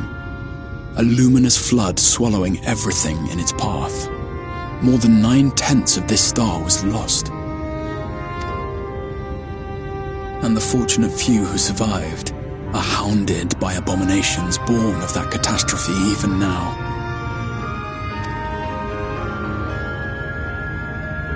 Sin-eaters, we call them. The creature you saw earlier was one such monstrosity.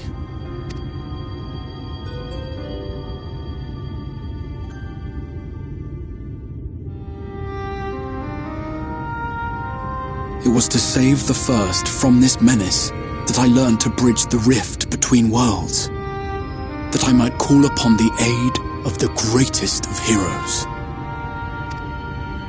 And though it meant depriving a world of its champion, I had to try, for in saving the first, you would bring salvation to the source as well.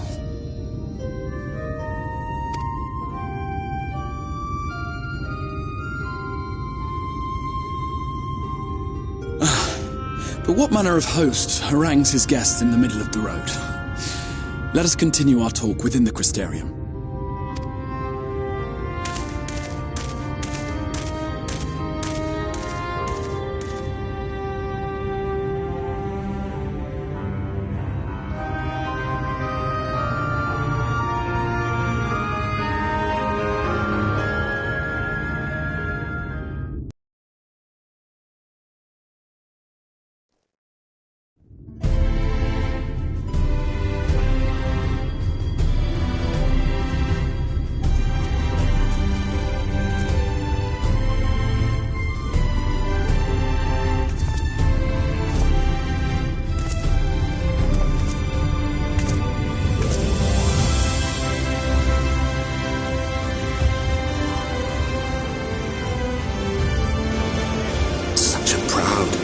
City. The sole sanctuary for the living in a world all but resigned to oblivion. Each stone was laid with hope. The town itself a symbol, a monument to defiance in the face of death. No would-be hero could fail to answer its call.